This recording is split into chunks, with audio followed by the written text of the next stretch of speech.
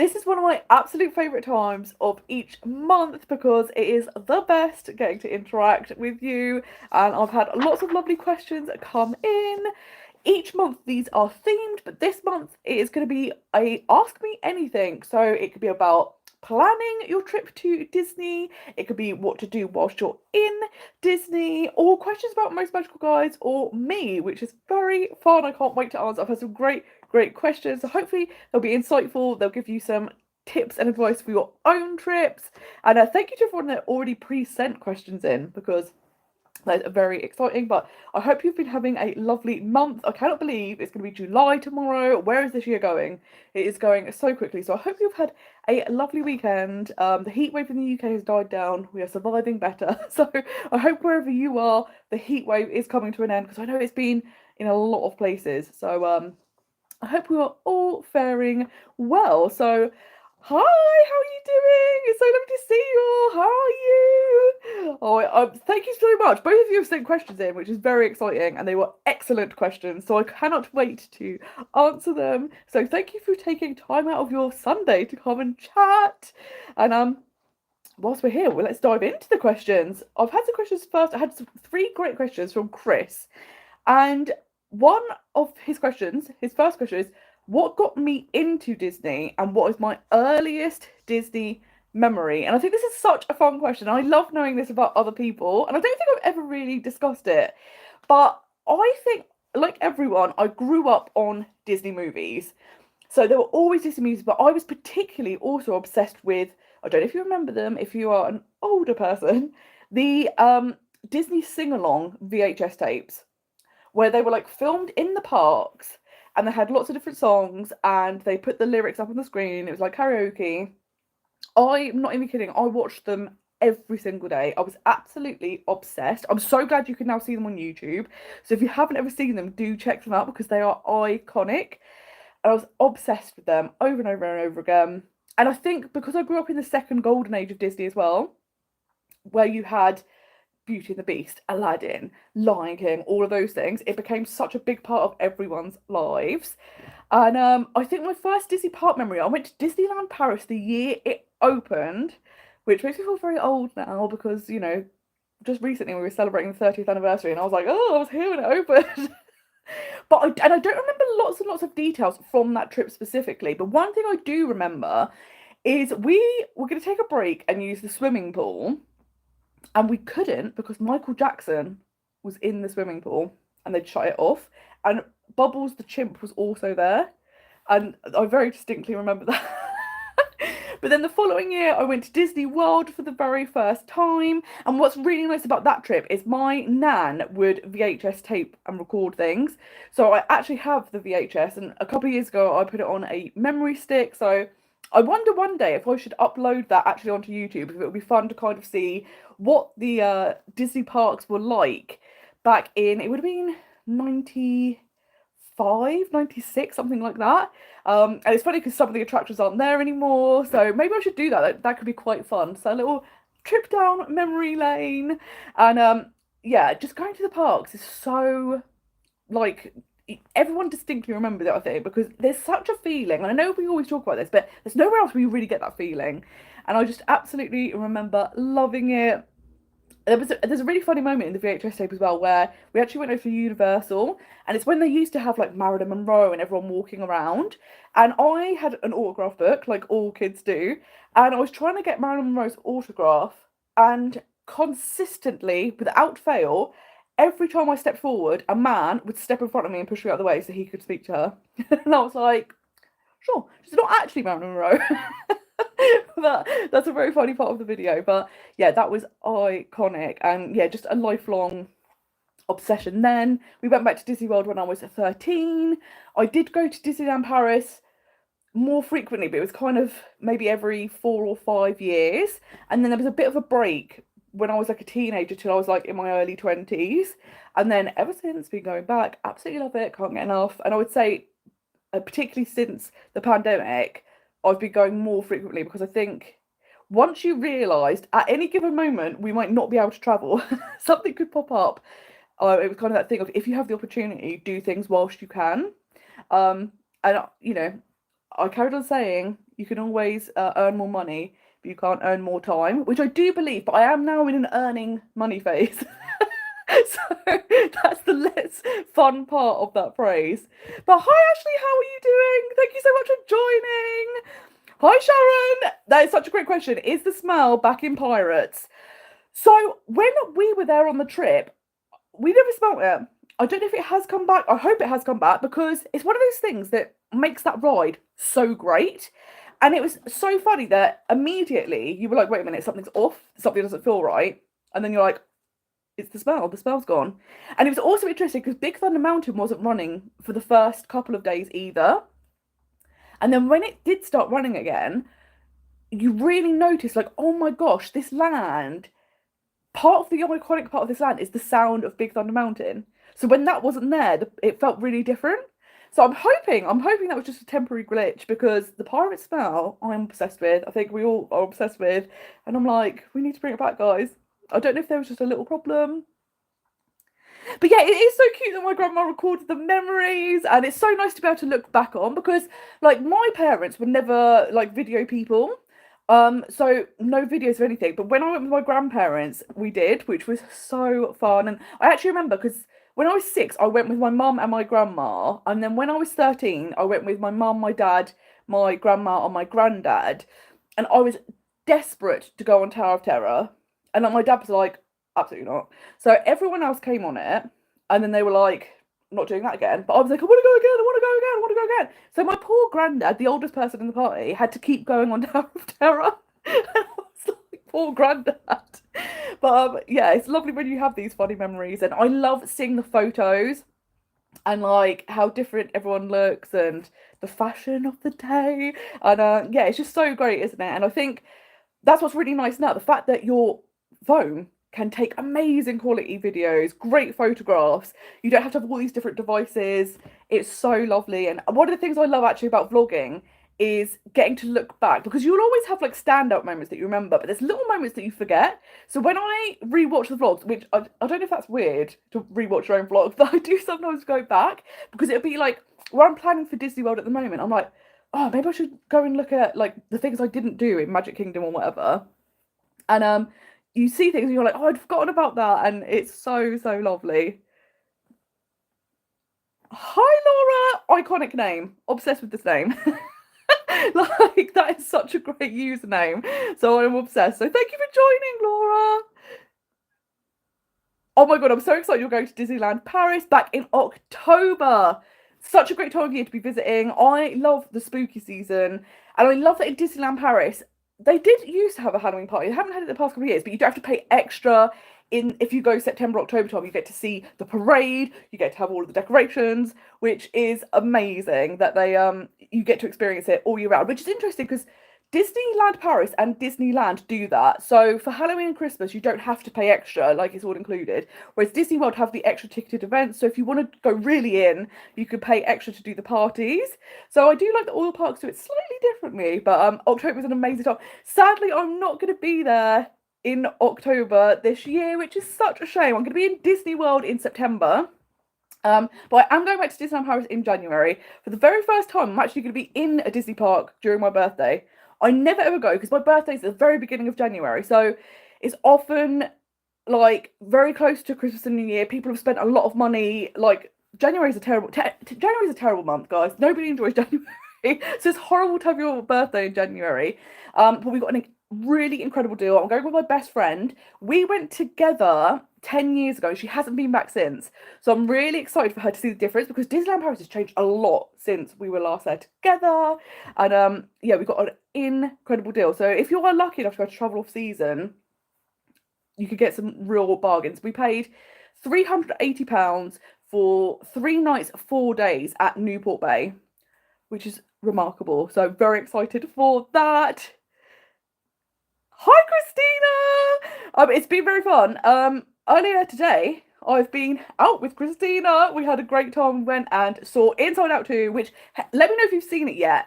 Inside Out 2 is fantastic. It's so good. Inside Out is one of my all-time favourite Pixar films. And Inside Out 2 does not disappoint. I love that it's kind of the continuation and the introduction of puberty. You've got lots of new characters, lots of laughs, and I think it's great that it really delves into these complex issues, but in a really great way. So if you haven't seen it yet, definitely go check it out because it's remarkable and there's some really great new characters.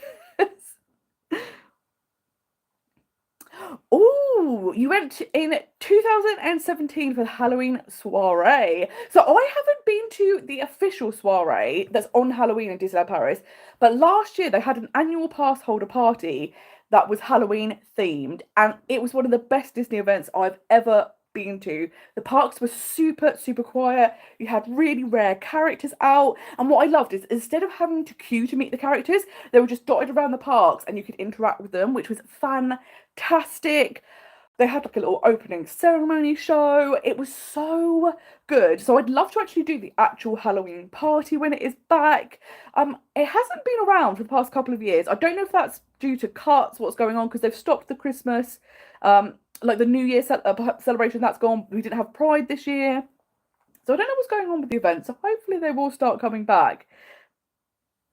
Oh, actually, you're January as well. Yes, it's such a difficult month to have a. I think December and January are really hard because they're very expensive months, and people are all like partied out because of Christmas and New Year.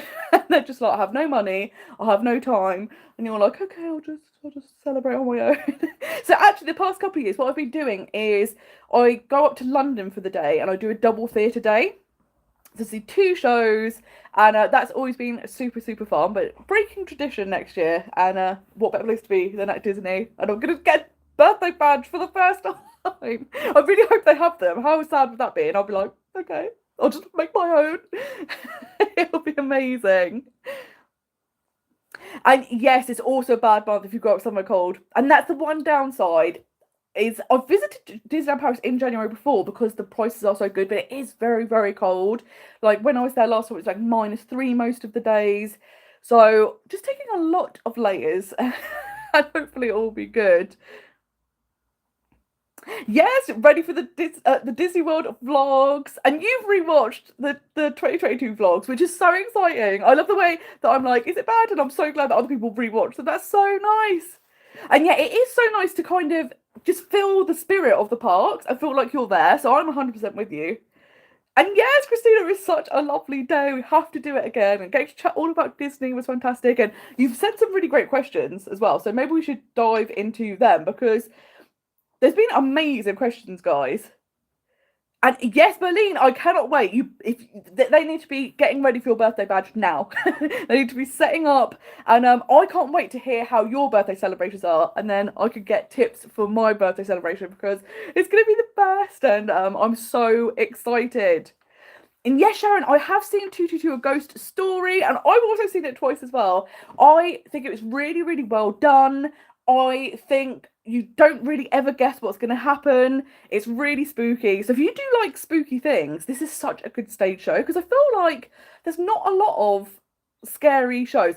Woman in Black, obsessed with it. If you've ever seen that, I cannot get over it. It's genuinely terrifying. So I'm loving that they've got spooky shows. I'm going to see another one next year. I really love Inside Number 9, Psychoville, all of those shows. And the people that created that are doing a stage version of Inside Number 9, which I cannot wait to see. So that's going to be amazing.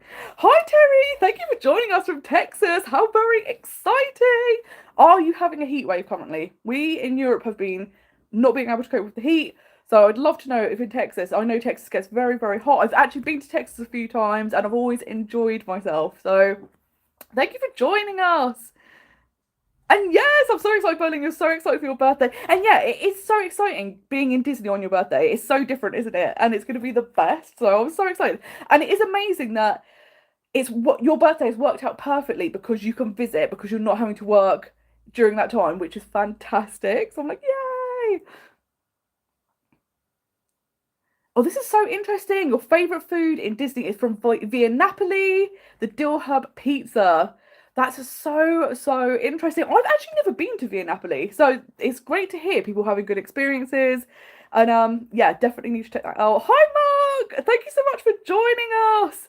Mark has recently been in Disneyland and Disney World, and I was getting iconic updates, like the video from the boat when you were commandeering a boat all around Seven Seas Lagoon was so brilliant. So thank you so much for keeping me up to date because I love seeing people's trips, and it's such a highlight to see other people enjoying themselves. Ashley's going to be doing a Disney cruise for her birthday. That's going to be fantastic. Which cruise are you going on? Are you going to be on a warm weather one to get out of the January cool weather? Or are you going somewhere cool, like Alaska? It'll be interesting to know. I love that, Terry. The dildo.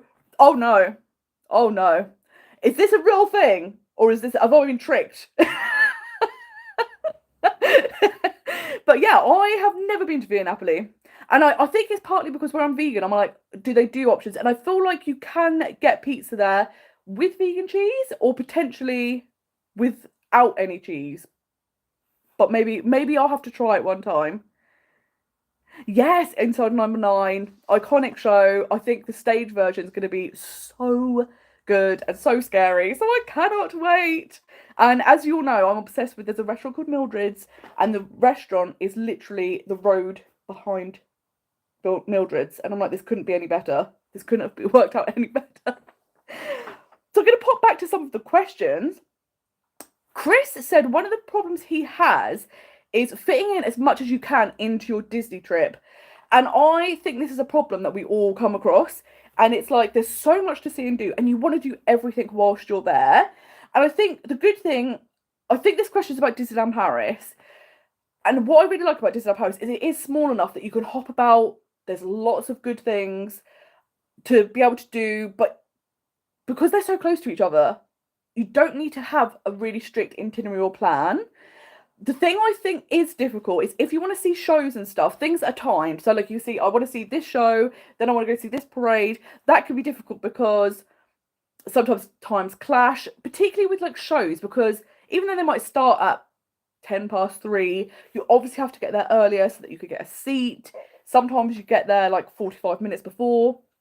So that can be difficult. But what I would say is days where you have a lot of like timed things like shows, parades, etc., maybe stick to quick service meals, and then maybe in the evening, once all of those things are done, you could do a table service meal. But if you can avoid having reservations on the days where you know you've got a lot of like shows or timed things to pack in, that could be a good way to navigate around it.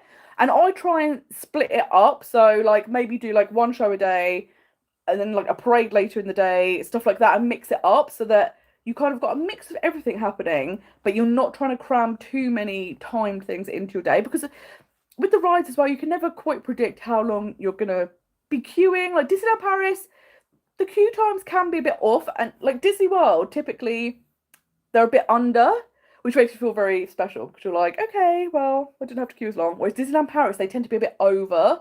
So do give yourself time for that. But yeah, I think it is so hard to want to fit so much in. But I would say try and go with the flow a bit. And like everyone always says they will go to Disney once. We all know that doesn't happen. It's a once in a lifetime trip that becomes a very expensive hobby. So if you do miss out on something, even if it's 5 years later, 10 years later, you're going to be able to do things, and there'll be even more things to then experience because they're always developing the parks, which is fantastic. Hi Serena, thank you so much for joining us. I hope you're having a good weekend. And yes, Laura, that's such a good point with the dining. If you eat earlier or later than the typical kind of rush hour times, the queue times for quick service restaurants is less. It's easier to get table service reservations. So if you're happy to do that, that could be a really, really good option. Hi, Berlin. Oh, in April, you went with the flow and it worked out perfectly. Yes, I find this. Like, I was someone that would plan. And the more I went, the more I was like, oh, actually, I always say it's really good to have like a structure to your day. So like, oh, today I want to go see Mickey and the Magician. I want to eat at this restaurant and I'd like to see a million splashes of colour. And then you can kind of just go with the flow for the rest of it. And the same with Disney World. Like, of course, there's some things you might have planned in, like restaurants or a tour, something like that. But apart from that, you can kind of just see where the day takes you, because you never, like we said, you never quite know. You might be queuing for a ride and it goes down, or you find yourself walking somewhere, but then there's a really short queue for a ride, so you think I'm going to hop on it, and that way I think you actually fit more into the day. I think actually if you over plan, you end up missing out on things because you're so focused on, like, I've got to get to this place now, and you don't like to look around. You're just like, I've got to go, and you become so stressed about keeping to the timings that it's really not enjoyable. So I totally agree. Going with the flow works the best. And like you say, Disneyland Paris, the app is fantastic, letting you know show times, ride wait times, everything like that. And the thing that's great about Disney World, their app, the same, you can see all of that information, but they've also added now standby wait times for table service restaurants. So if you do miss out on getting your table service reservations in advance, you can actually see on the day, if you join the walk up queue now, this is how long it's taking to get a table, which I think is so fantastic. So I think it makes it easier. You're not having to miss out on dining. If there's a reservation you haven't been able to get, doesn't mean you're not going to be able to dine there. You just know you might have a little wait, but the fact that they tell you now how long the wait is even better. So I love that they're constantly updating things to make your experience easier, which is so good. Although we will get round to multipass at some point, because we've got a great question about multipass. And will it make things easier? Will it not? We'll have a little see. But Chris also asked, with character meets, how early should you be there? And I think this is a really interesting question, because I think all the parks are very different. Like Disneyland, California, you see characters roaming all the time. And I found the character wait times to meet them also quite short. Disney World, I think, is like in the middle. Like, there can be a bit of a queue, but they're not often ridiculous times, apart from maybe certain characters, but it's still not unmanageable. Disneyland Paris, I never ever meet characters at Disneyland Paris because the queues are so long. Like, whenever I've met Mickey Mouse, it's always been over an hour wait. The Princess Pavilion could be over 200 minutes. So I would say what some people will do is, if they go into the park in extra magic hours, instead of going on the rides, they will start queuing at where you can meet Mickey or the princesses. And what's good about that is you're then the first person in the queue, so then once it opens you won't have to wait. But those things aren't actually open during extra magic hours, so it does mean you are standing around waiting for that. There are other character meet and greets that on the app, they will tell you the times those meet and greets happen, which I think is really handy, because you're not having to kind of just guess and hope you turn up and they're doing it. Again, some people will get there early, maybe 30 minutes early, so that they could try and be towards the front, and it should be quicker once you start meeting the characters. Because what will typically happen is there'll be a few people waiting beforehand, but once they see the character come out and lots of people start spotting that character, those queues then get much longer. But again, the posted wait time isn't always right. And with character meets, the good thing is they won't rush you, which is really nice. But obviously sometimes that can really slow down the queue. So I remember once I was queuing to meet Darth Vader, which is an excellent meet and greet in Disneyland Paris if you ever have the opportunity. And it was posted 30-minute wait, and I thought, okay, I could do that. I waited 45 minutes and we hadn't even got halfway. And then I was just like, I'm going to have to duck out. So it is really hit or miss. But I would say a really good option that I do in Disneyland Paris is switch to character dining instead. Because yes, it is pricey, but you meet multiple characters at once. You cut out all of that time and you're getting a meal. So I definitely think it's worth it. I've done Auberge de Cendrillon, absolutely love that. The princesses are fantastic, the interactions are great, and the food's also really good. All of the other character dining meals are buffets, so not always the best food. I would say if you are looking for better quality food, go to the ones in the Disneyland Hotel, although they also have it's kind of like a fine dining meal, which looks incredible. It is very expensive, €125 per person. But I also think it's a very unique one, because you meet Disney princesses with their princes, which, as far as I'm aware, I don't know of any other restaurants that do that. So that's a pretty special character dining meal as well. So I think in the future I would like to try that.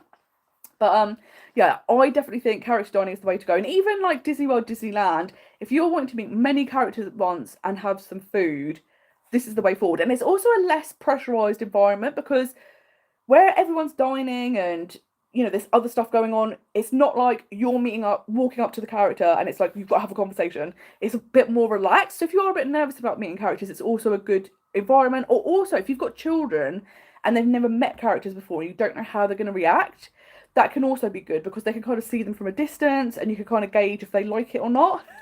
And then if they don't, you can kind of let them know, like, you can carry on, like, the kids are going to freak out. But that could be a good option. And then you're also getting food. Yeah, Serena, that's a really good idea, actually. Go and grab some breakfast when you walk into the park and then stand in line for the character meet and greet during extra magic hours. That could be a really good option because you're going to get that shorter queue time. And some of the characters, I know a lot of people will queue up for Stitch as well during extra magic hours, or Winnie the Pooh at the front of the park. So that could be really good. And yes, Berlin, I can't wait to hear about the Royal Banquet. I need to know what you think. And yeah, it sounds incredible. And yes, you and your friend met Darth Vader in Disneyland Paris. 15-minute wait is incredible. And I'm so glad that you went super, super quick through the queue. Because like I say, sometimes you're going to get in much quicker. Sometimes Disneyland Paris is much longer. And you just never know which one it will be. So a 15-minute wait for any character is fantastic. And his meet and greet is fantastic, isn't it? What a fun experience. And always so intimidating. No need to feel that intimidated. Always do. Always feel like I'm in trouble. And yeah, Laura, it's such a good point. If you are staying at a, well, you don't have to be actually staying at a Disneyland Paris hotel, but the Disneyland Paris hotels do have characters meeting in them. You can also, they're all dressed in their costumes themed to that hotel, which I think is fantastic. Like, that's like next level incredible. You're going to get really unique photos that you won't be able to get anywhere else. And anyone could pop in. So if you are thinking of taking a break and you just want to go check out the resort, see what it's like, you could go meet a character as well. So that would be great. And yeah, Sharon, I think it would be really interesting to go and try the meals at the Disneyland Hotel. I'm hoping when I go in January to at least be able to go in the hotel because they seem to have relaxed the rules now. When I was there before, they had the virtual queue. But it seems like now they let a few people in and like it just seems to be if there's availability, they will let you in. So hopefully, and they are starting to open up reservations. So Royal Banquet now, anyone can book. You don't have to be a hotel guest anymore. And I think Le Table de Lumiere, if you ask at City Hall, if you're not staying at the Disneyland Hotel and there are reservations available, they can book that for you. So I'm assuming in the future that will also become not just exclusive to hotel guests. It'll probably be on the app like all the other restaurants. So it seems to be moving that way, so that'll be interesting. And yeah, to meet the princes and the princesses, I think would be incredible. But yeah, Roberto has some great questions. The first one is how to book Mickey's Not So Scary Halloween Party from the UK, which is such a good question because when you go on the UK website, they have all the information about it, but no place to book. So there's two ways you can book. You can either phone, and there will be a number on the website, and you can phone, book it that way. It's absolutely fine. If you want to book online, you will need to use a VPN and use the Disney World website. So the Disney World website does have a different URL, and the VPN, you can get loads of free ones. I'll use a free one. It will set your location to the US, and then you can actually book via the US website, and it comes through to your email address. It'll be on your My Disney Experience account, so it's all fine and legit. There are other options as well. If you use places like attractiontickets.com for Mickey's Not So Scary, I prefer booking directly with Disney just because if there is something that happens at the party, so say, I don't know, there was a power cut and like half the rides went down or something, even though the tickets are technically non-refundable, non-transferable, I have heard of Disney, when it's been extreme circumstances, they will let people come back a different night to fully experience it, if there's availability. Whereas I think if you book with a third party, that might not always be the case. So with things like that, it can be good to book directly with Disney, and I don't think there's that much price difference. If there is a massive price difference, you know, sometimes you go, it's worth it anyway, but I don't think there's too much of a difference. And the other question is what everyone's talking about is, will you be able to book multi-pass reservations 7 days before if you are in the UK? So the official answer at the moment is no. It's only going to be open to US guests 7 days in advance because you have to be based in the US to book them. Now, there has been a massive backlash about this because, of course, all international guests around the world, not just UK, everyone isn't able to then book in advance, which seems like a really unfair system because obviously If you then book when you arrive, all of those tier 1 rides most likely will be sold out. So then you're left with the rest of the rides, and you'll skip the queue, but they aren't going to necessarily be the rides that have the longest queue, so it might be a waste of money. What I would say is, if that is the case, if they don't update this, I would, the first week, just get as much done as you can and utilize things like rope drop or going in the evenings. If you start riding rides towards the closing time, the ride wait times will say they're long, but the actual wait is much shorter. And then when you arrive, your second week, you could maybe book some days for the second week. But I really, really hope they change this, because essentially it is just the Fast Pass system, but a paid for version. And Fast Pass, you always used to be able to book online. I know Disney are trying to say it's to do with privacy laws, which I don't believe, because we can book dining with them, we book experiences with them, we book holidays with them, and it's not a problem. So I don't know why this one particular thing they can't do because of privacy laws. It doesn't make any sense. I know the reason that you can't at the moment is it's planning to be app-based, just like Genie Plus was. So it won't be like FastPass in the sense of you used to book online. This one is going to be app-based, but I'm hoping, I've got everything crossed, that they will change that, because I think the big issue Disney are going to face is that, seeing as that is a benefit to hotel guests, if you then say certain hotel guests won't be able to have that benefit, then that's really problematic. Because if you're selling a hotel based on its benefits, and then you go, but actually if you're from certain countries you can't have that, that's kind of like, I mean, it's not illegal, but it's kind of unkosher. So I don't know how this will go, but I've got everything crossed. I did hear, I don't know if this is true, it's just a rumour I heard, that apparently Canadian people will be able to book now. But then it seems very interesting that they're like, we're going to let some international tourists book, but not others. So who knows what's going to happen. And yes, Serena, you said you just walked into the Disneyland Hotel. That is fantastic. And the smell is amazing. Yes, that's the thing everyone always talks about. And they actually sell the candles in the shop if you love the scent. So you could bring it home with you, which is fantastic. I'm really looking forward to the shop because the merch looks amazing. Although I kind of am like, I feel like I'd need to stay there to feel like I could buy the merch. And yes, Laura said you went to the Santa Fe buffet one night and came out and Goofy was twiddling his thumbs as hardly anyone was about. But yeah, that's amazing, isn't it? That's the best, when you come across a character and there's no one else around and you're just like, this is the jackpot, because then you also get to have like really nice long interactions with them because you don't feel bad because there's no one else waiting, which is so fun. Oh, Miriam, you said you stayed at the Disneyland Hotel and everyone could walk in and out. So it does seem like that's completely gone now. And yes, it's interesting because it's hard, I think, where they had it exclusive to hotel guests for the first couple of weeks. They kind of set an expectation for the people staying there that it would stay that way. Whereas obviously no other Disney World, no other Disney hotel, sorry, has that. So it's difficult because I think they were always going to transition it to anyone could enter.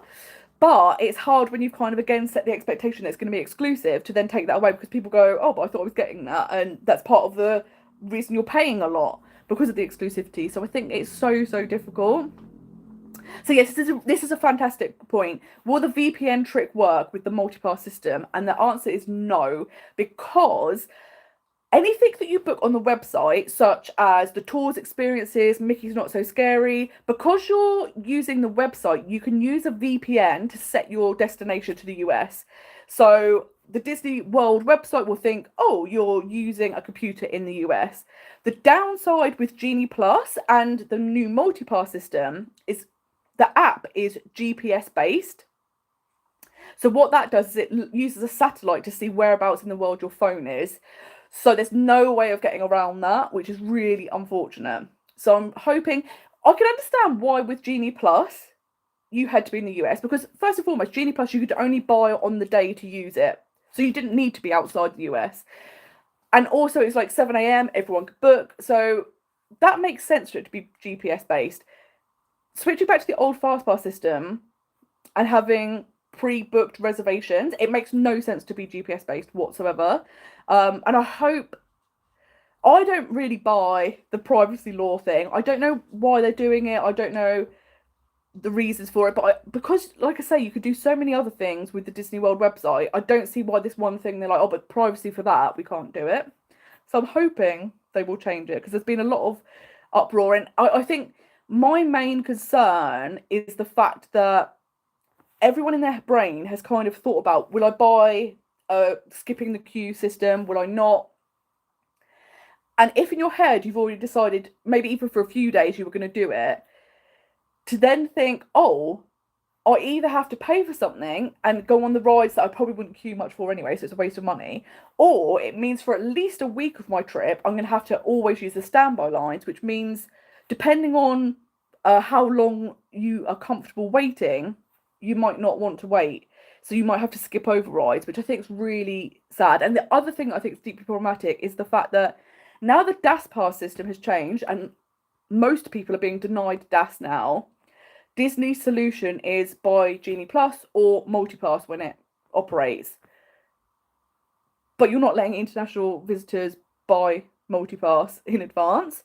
So if you're telling disabled people they now have to pay to skip the queue, and in essence, monetizing disability, which is really not cool. The fact that you then, they even can't do that because you can't pre-book, it's like a double whammy. So I really hope they will change this, because it's been a very unpopular move so far. Yes, Jill, also no Disneyland hotel restrictions when you were there. And yeah, interesting. I've had a few people say they preferred the scent for the Disneyland hotel before, and the new scent they're not so keen on. So it's interesting to see what people like. Oh, Christina, you did my royal dream. How was that? That is the makeover that you can have. So if you could pop in, anyone could pop into the Disneyland hotel, you pre-book it, and you can have a royal makeover. They have 3 different packages, and each category has different things included, different prices. And I think, unless they've changed of course you think it's typically for all kids, and most of the other parks you have to be under 12, but I think with this adults can even have it, which is amazing. Yes, Jill. That's something that has worried me. So you were talking about the royal buffet. No, the royal banquet. And the buffet. The thing that it's known for is its seafood, and it's got this massive seafood display. But like you're saying, if you're someone that does not like seafood, this smells quite overwhelming. So asked to maybe sit further away, and that's one thing that has put me off, because obviously where I'm vegan, I don't really want to see a like kind of display of corpses. I'm like, I can't cope, but I think that would be really hard. Like, I don't think I could walk past it, and obviously that's the main like show-stopping piece, and I'm like, oh, I don't know if I could go in. So I think out of those 2 restaurants, Le Table de Lumiere would probably be the better option for me. But yeah, if you like seafood, I think that's a really, really great buffet. But if you're not so keen, that's also one of the reasons I haven't been to Cape May Cafe in Disney World, because it's a seafood buffet. Everyone says it's got quite a strong smell because of it. But the downside is there is a really iconic Disney chef called Chef TJ. He works there, and if you are vegan and you happen to be there the nights he's working, and typically after 8 p.m. when he's a little less busy, he is known to make these incredible, like 7-course vegan feasts just for you, which is unbelievable. But I'm always like, oh, I don't think I could go, because I don't think I could cope with the smell, and like where people have to like pull heads and stuff off of things. I'm like, I can't see it. Mark, this is great to hear, because Mark has literally just come back and he said didn't buy Genie Plus or Lightning Lanes, and never felt like we were queuing for too long. Avatar said 60 minutes, but it was 20 minutes. So lots of wait times are much less displayed. And that's something I really enjoy about Disney World. Like, it is off-putting when you see a 60-minute wait, but you typically won't be waiting 60 minutes, which is great, because then you feel much more accomplished. And like you say, Mark, going in the evenings, like if the park shut at 9, what that actually means is the last entry to a ride is at 9. So if you turn up like 10 to 9 and it says a 60-minute wait, it's never going to be 60 minutes, because they overinflate them to kind of put people off getting in the queue. So that's a really, really good tip. So I would say, if you can't use multipass, going on the big rides, either at rope drop or park close, is a great way to get on the big rides with much shorter queues, and then in the daytime you can go on the rides that typically don't have massive queues. So you'll still be able to get stuff done. There's definitely ways around it, but it's just multi-pass is convenient, and it's interesting because we're obviously living in an era where prices are increasing. There's upcharges for a lot of things. So it's interesting to me that Disney would go, we don't want international guests to give us extra money. So I can't understand the theory behind that. I know that what I think one of the reasons they stopped the DAS pass is they were saying that it was getting over abused and therefore it was making the lightning lanes long.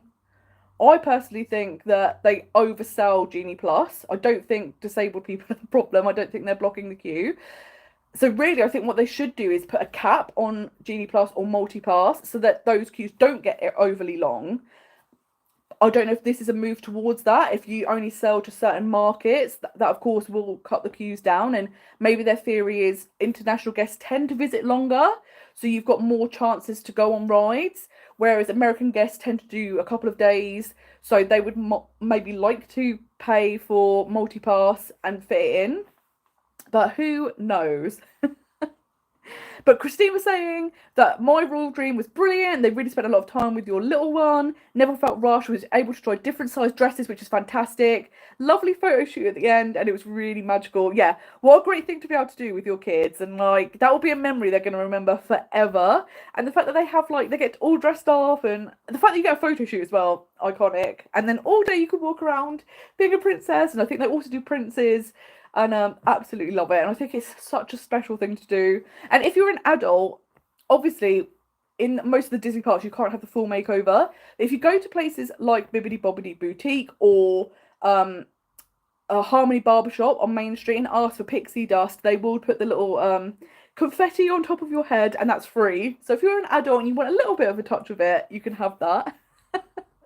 And yes, Jill, you're so right. It's so nice they have cute outfits for boys as well. They're not excluded, which I think is great because, you know, it's not kind of fair to be like, okay, girls like princesses and that's it. Like, I love that they're now including boys and realising they might want to get dressed up, and I think that's so good. And yeah, Mark, you're so right. The Swan and Dolphin are great hotels because even though they're not owned by Disney, they are on Disney property, so they are in between Epcot and Hollywood Studios, and you also get all the deluxe benefits, which is fantastic. So, and they're much cheaper than the Disney hotels, so they're a really good option if you are wanting to get the deluxe benefits but for a cheaper price. So I'm so glad you had a fantastic stay because I've heard great things about them. And like you say, deluxe hotels, getting that extra hours in the evening at Magic Kingdom and Epcot, fantastic, because I feel like you must get so much fitted in because the parks are just so much quieter. So yeah, Sharon, this is a really good question. Are you allowed a telescopic stall in the disabled area for the nighttime fireworks? So my understanding is you're not allowed telescopic stalls full stop, which is really it's really difficult because again, if they're like, you can't have disabled passes, you can't have this, you can't have that, but you also can't bring aids that would help you, that's very difficult. Their suggestion and advice will always be to hire a wheelchair, which obviously not everyone always needs a wheelchair all day long. So yeah, like you say, Jill, you've seen them in Disneyland Paris. There are definitely people that bring them in. The rule is that they're not allowed, and if a cast member do see them, they will tell you to fold it up, or I don't know if they would confiscate it. That seems extreme, but I do know that they are in the rules that they're not allowed. So it's very difficult because I think that could solve a lot of problems. If I'm honest, if they said, look, you could bring those, and then when you're in queues, people can perch, or like you say, for fireworks, things like that. I think that would be a good solution. So I don't really know why that's not allowed. And again, I don't know if it's because they just want you to kind of hire a wheelchair because, you know, that's a standard thing, and they obviously offer that, so it gets them money as well. But yeah, I wish they would be a little more relaxed with those things. Oh, a walker. Yes. Well, they did actually at Disneyland Paris for a while have walkers that you could rent, but they've stopped that. It was only for a few months.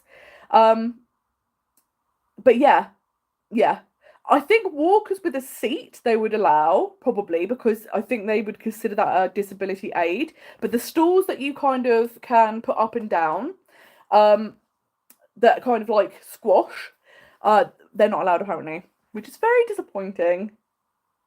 But yeah, Christina, no, you're here. I'll answer some of your questions, although we've actually talked about some of these, which is fantastic. But have I got any plans to go to Shanghai, Hong Kong, or Tokyo? And which park would I choose? And I want to go to all three. I think doing a trip where you did all three of them at once would be absolutely iconic. I've been watching Sam for God's latest series where she's visiting them. My friend Derek also has just been to Hong Kong and Shanghai, and his vlogs have been so interesting. And he's also done videos about how to visit, because the process is a bit different. So it's really great to hear with someone who's got first-hand experience of this is how you book, this would be actually a really good tip to use, stuff like that. And they all look so iconic. Like I'm obsessed with Tokyo Disney. I think it looks like the best, like Disney Sea looks like the best Disney park in the world. So I'm desperate to go out there. But I think, like you say, you need to do all three in one go. And what a trip that would be. It would be absolutely iconic. And the thing I'd really like to do, like if I ever win the lottery, you know, there's that meme, like if I win the lottery, I won't tell anyone, but there'll be signs. My sign would be I'm going on Adventures by Disney and doing that 6-park tour around the world in a private jet. How iconic. That just looks so good. And any plans to do a Disney cruise? So I would love to do a Disney cruise. They look incredible. I think if I did one, I'd do one of the 3-day ones and probably tag it onto a Disney World trip, because I'd love to go to one of Disney's private islands. I think so iconic. But I am so scared of getting seasick and then being trapped. And where I have a phobia of being sick as well, like it takes motion sickness to the next level, because then you're so stressed about feeling ill because you're so stressed about being sick. And I'm like, I don't know if I could cope. And it's that thing. I think lots of cruises you wouldn't ever notice, but of course you can't control the weather. So if you are unfortunate enough to be on one where the weather was a bit iffy, then you'd be like, oh no. Because obviously they're not going to go, oh, Sophie feels a bit sick, we're going to have to go back to port. Sophie's going to have to sit it out, and Sophie can't cope. So I think that could be a big problem. Oh, it's so exciting. We're going to Disneyland Paris for the first time next Wednesday for 3 days, and you're staying at the Marvel Hotel. I've heard it's a really nice place to stay, which it absolutely is. This hotel is so modern, so sleek. Every single restaurant there is amazing. They've got great bars. And something that's really great is, as a hotel guest, you get those Marvel meet and greets that no one else gets access to. You can book via the app. The characters change up, so during your 3 days you'll be able to meet multiple characters. They also have really cool like photo setups, so they've got like staged things which are iconic, so close to the park. Like this hotel, I think, like I'm desperate to stay there. It's one hotel I've never stayed at, and it's like the top of my list for Disneyland Paris. It looks so good. And you've also said you're overweight and 187 centimeters. What I would say is really good about Disneyland Paris is it's very accommodating. When I started going, I was kind of worried about, again, like, are you going to fit in the seats? How's it going to be? Especially because in the UK, theme parks are not very accommodating. But Disneyland Paris is great. Like, I've never had any problems on any rides. That I would say, with being tall, there are some rides where there isn't a lot of leg room. But I think a lot of people find that regardless of their height. So something like Big Thunder Mountain, when you're getting on and off, is difficult because it's kind of a narrow place to walk. Or something like Crusher's Coaster, again, if you're tall, sometimes it can be difficult because the legroom isn't great.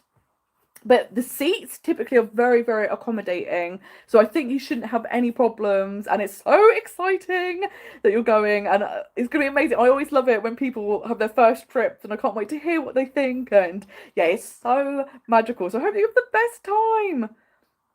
Oh, it's interesting you said your friend was in Tokyo in May and she didn't like Disneyland Tokyo at all. There were lots of school classes and people started queuing for the parade of fireworks at 3 p.m.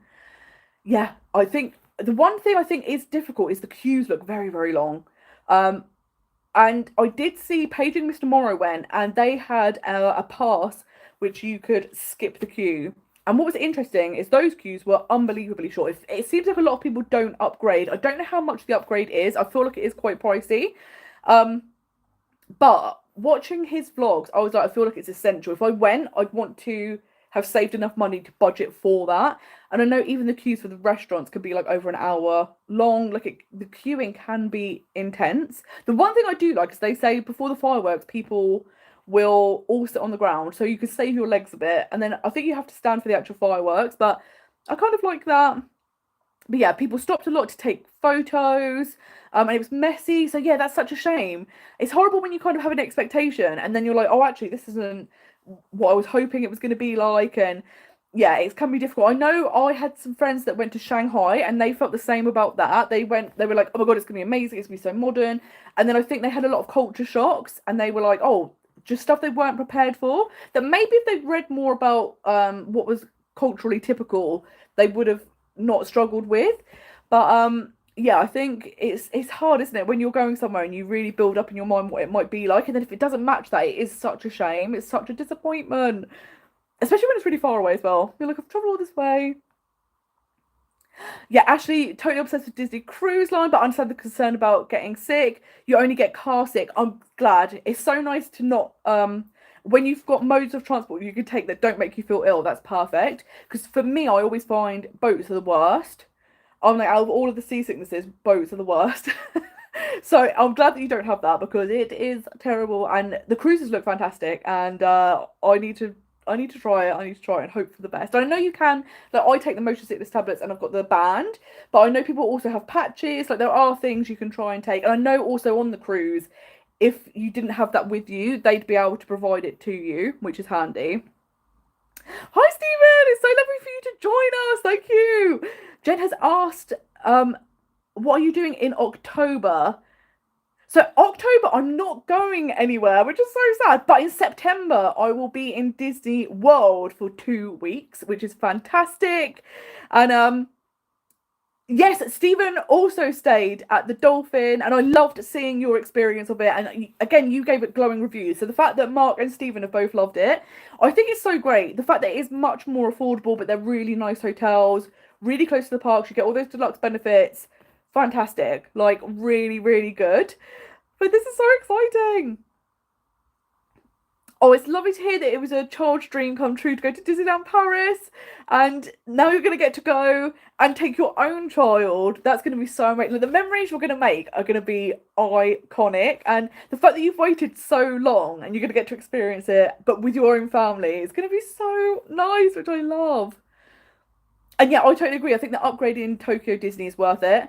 Because yeah, the wait times are like 200 minutes. It is really crazy. Like, I would say out of all of the parks in the world, that is the park where you queue the longest. I remember a couple of years ago when it was Mickey's 90th birthday, lots of people wanted to meet him because it was his birthday, and it was a 16-hour queue.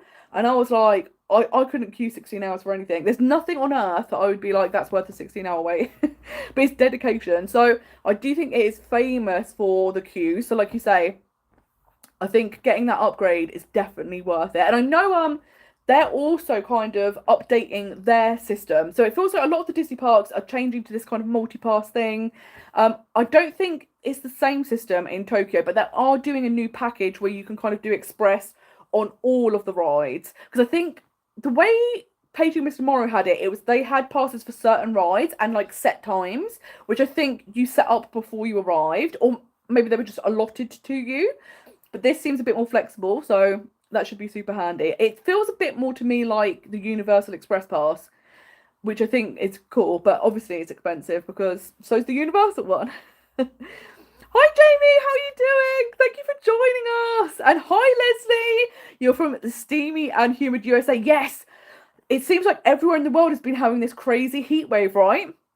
And oh yeah, this is such a good point. Don't forget to pack fans and sunscreen if you're going, because yeah, it's unbelievably hot. Like, if you're used to Florida heat, and like you say, in the south of the US, it's even hotter now, which is it's hard, isn't it? It's so hard. Oh. But yes, so this year I'm not actually going to Universal for a park day, but I am going to go to Halloween Horror Nights. So I'm going to go for the evening, experience Halloween Horror Nights. I didn't get to do that last time because of the hurricane. So I'm so excited to do it this time, but I'm not going to go to the parks But what I am going to do is in 2025, I'm going to do a split stay between Disney and Universal.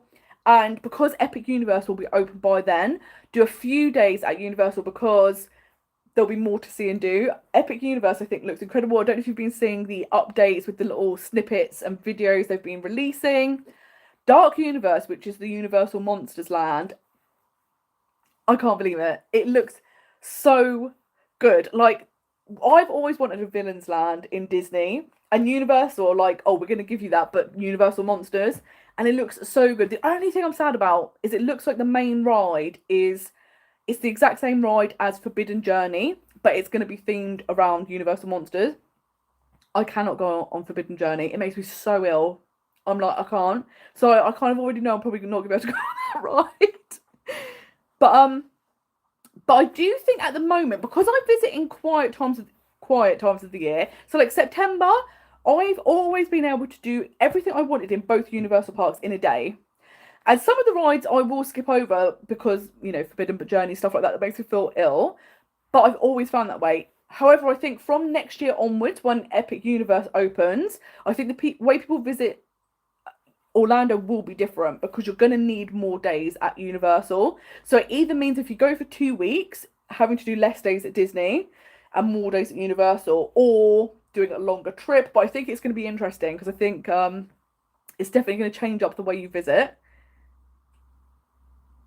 So when am I going to do a Disneyland Paris trip announcement? So I haven't planned to do an official announcement, but I am going to Disneyland Paris in January. So maybe I will do a trip announcement video to kind of give all the details of the things we've got planned, what we're doing, stuff like that. But I'm very excited to be going back. And yeah, I do love going in January because you get the good prices. It's a bit quieter. But this year, first time, oh, well, next year, it will be the first time I'm going to be staying actually over my birthday, which will be fantastic. Hi guys, it's so lovely to see you. Thank you so much for joining us. It's lovely to catch up with you.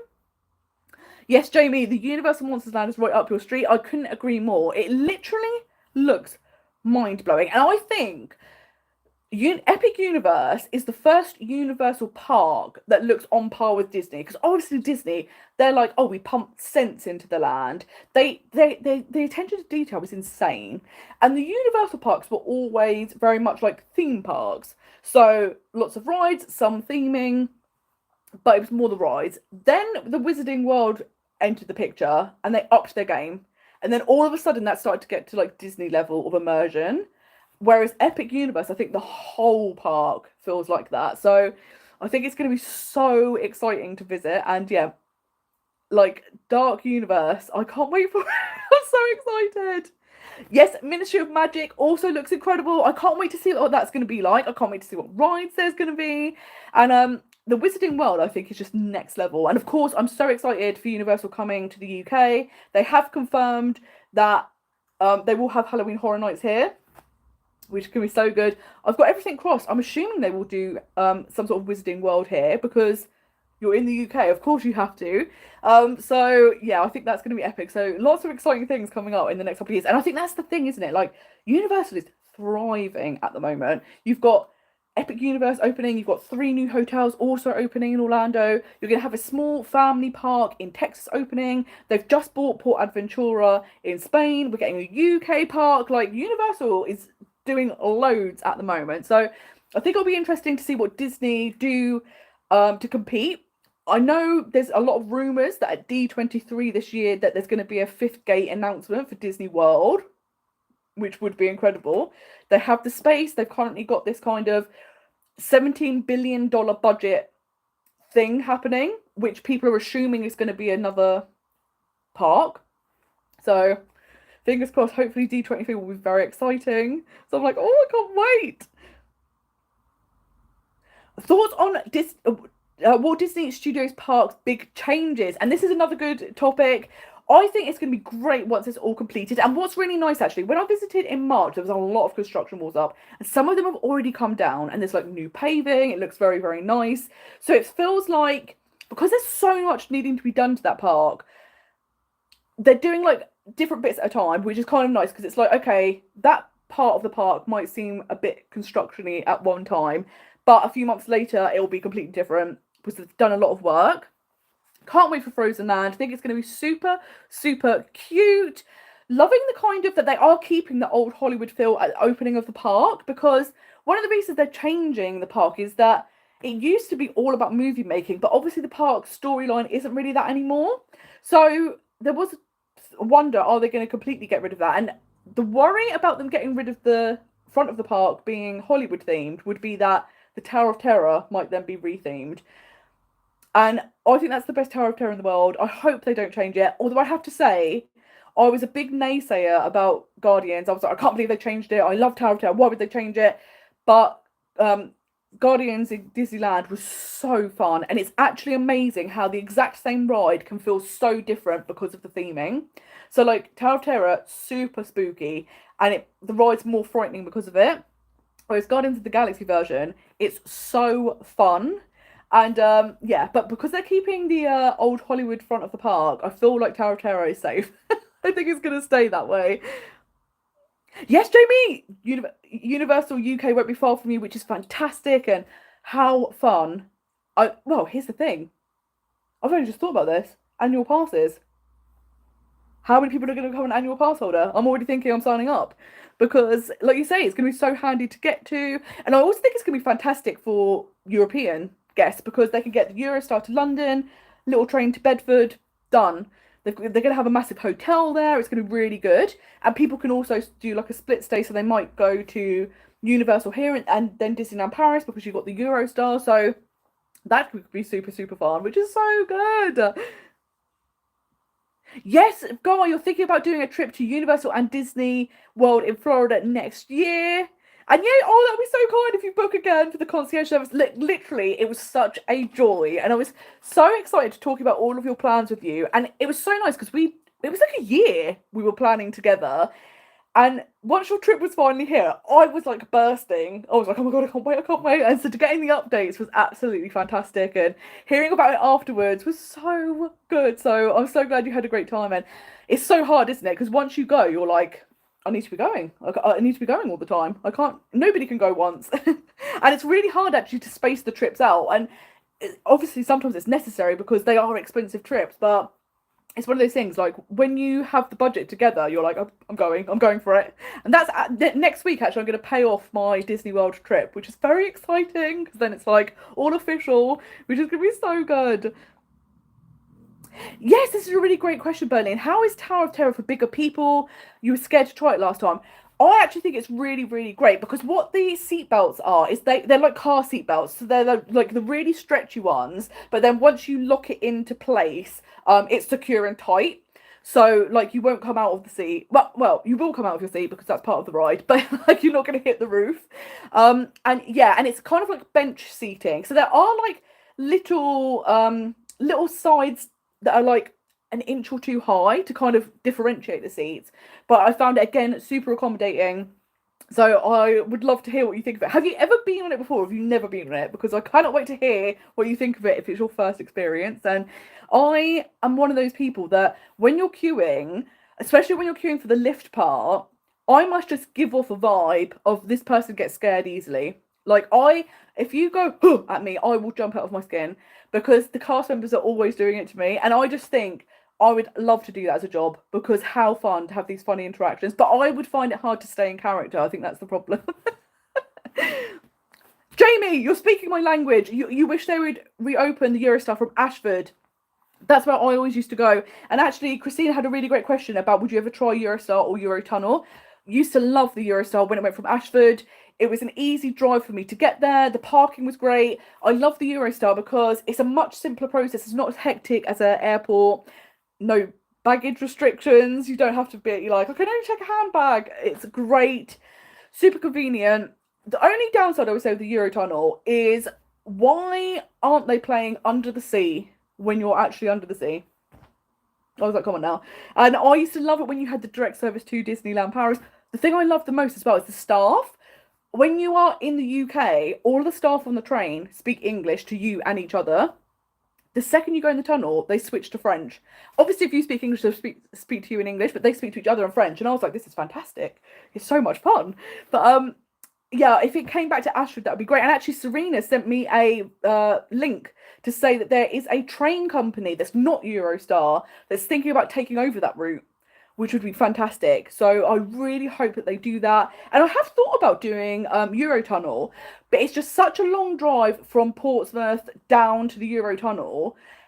And then I think it's about 3.5 hours on the other side. So in total, it would be about 7, 8 hours of driving on my own. And I just think, oh, it's such a long drive. So that's kind of why I've been flying a lot, because if the Eurostar came back to Ashford, I'd definitely do that again. But at the moment, flying just seems like the easiest option. Although it is one of those things that it's a 40-minute flight, but when you like drive to the airport, then you get in the airport, you have to wait, and then the actual travel day takes about 8 hours. From leaving your house to getting to a destination, it feels like so long. So even though it's a short flight, it's still a long, long day. Oh, Berlin, you've never been on Tower of Terror? I cannot wait. If you go on it, please let me know, because I need to know what you think. And it's such a fun ride. It's really good. So I hope you enjoy it. Will I be putting in a bid again for my flight in September? This is a good question. This is something I have been toying with because the bid system was fantastic. So this time, what I did differently is I did buy premium economy. So that's already done. But there is the option to upgrade to upper class via the bid system. So I have been umming and ahhing, but basically my last trip, I was supposed to go in 2020, and then I had 2 extra years of saving up. And obviously in the pandemic, we weren't doing anything, so you were saving a lot. So did the bid. It was absolutely worth it. I saved so much money. I would actually say one thing to note is that prices for premium economy and upper class have come down a lot. So when I was booking my 2022 trip, to upgrade to premium economy was like an extra £800, and upper class was like an extra £5,000. It was wild. So my bid, I went from economy to upper class, and it was £500. So it was like a tenth of the price, which was fantastic. That's what a tenth of the price is there. I don't do the maths. Christina does the maths. But basically, the fact that it was that much cheaper was unbelievable, and it was so worth it. So I did think about doing it this time, but basically my work circumstances have changed. So I don't have a regular income coming in. So each month I don't know now. So if I get a little bit of boost, I think I would definitely do that. Something I'd be really interested in doing is trying it for the way back, because being able to sleep, like, I can't even tell you, like, I have done premium economy before, and it is great. And like, I was like, oh my God, it's so much better than economy. This is wild. Like, I definitely want to keep doing this. But then once I did upper class, I was like, oh my God, the difference between like like economy and premium economy is like this much. But the difference between like premium economy and upper class is like this much. Like it's a whole different experience. And I got off of it, and I was kind of a bit like, everyone should be flying like this. It's really the only reasonable way to fly, because you're comfortable. You're not feeling squashed. You're not feeling hemmed in. You can move about easy. Like, everything about it was great. So if I have a bit more money coming in, then I think I will try and do the bid. The other option is also, when you arrive at the airport, to ask, because sometimes that's the actual cheapest way to get it.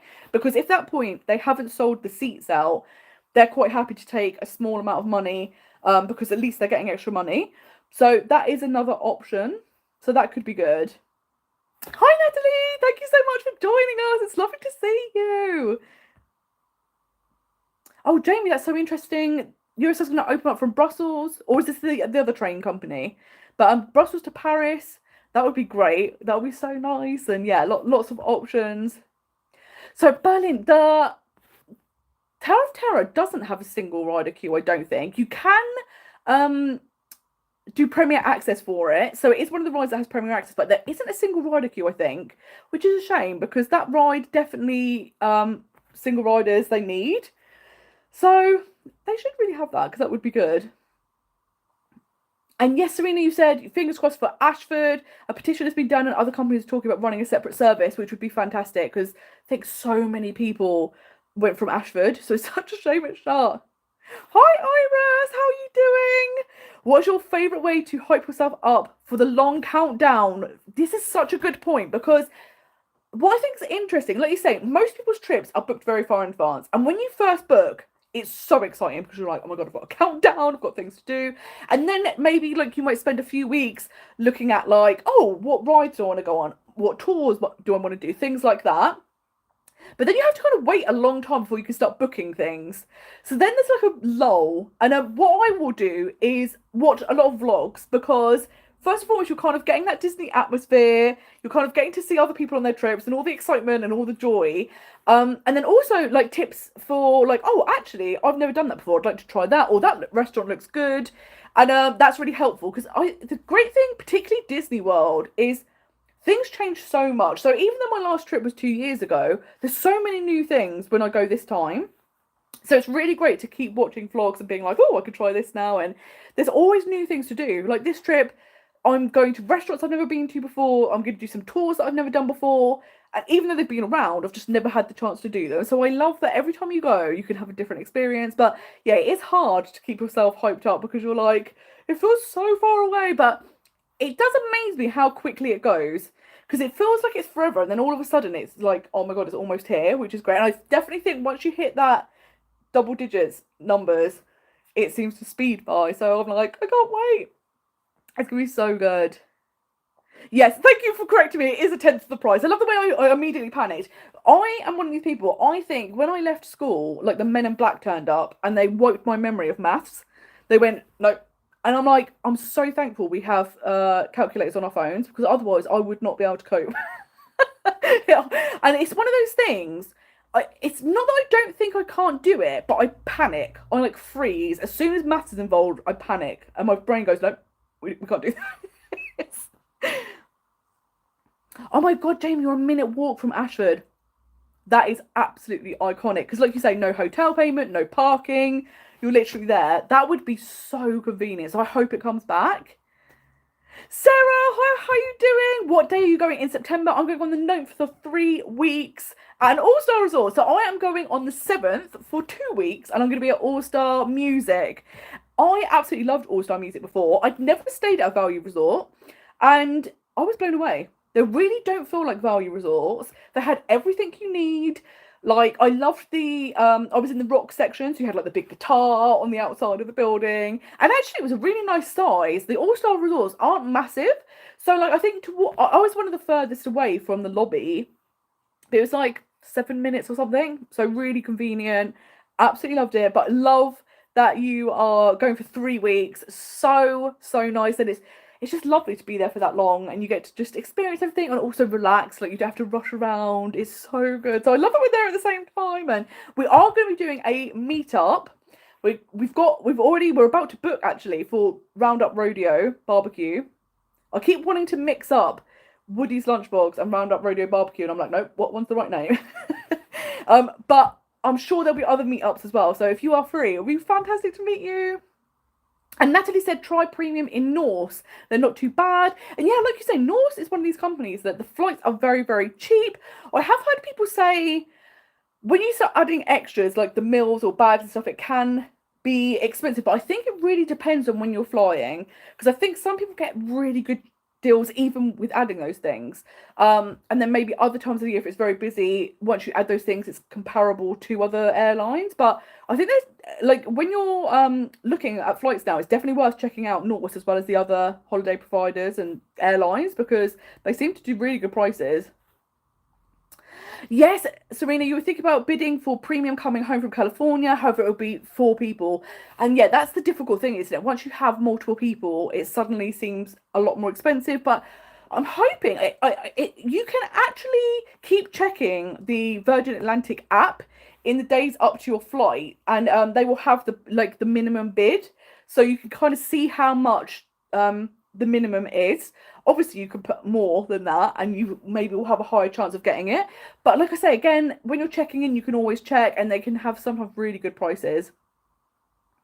But yes, Serena, you're going to Disneyland, California in 35 days and haven't done everything. Panic mode. Yeah, it does feel that way, isn't it? Because it's like you wait so long for a trip and then all of a sudden everything comes at once with the like planning and stuff like that. But I would say the great thing about Disneyland in California is it was so much more laid back, way less planning needed than Disney World. So I think you'll be absolutely fine. But Mark, your advice for a countdown is to watch really good Disney vloggers and planners and know that everyone needs to watch Most Magical Guides. That's so sweet. But yeah, I 100% agree. I watch loads of vlogs.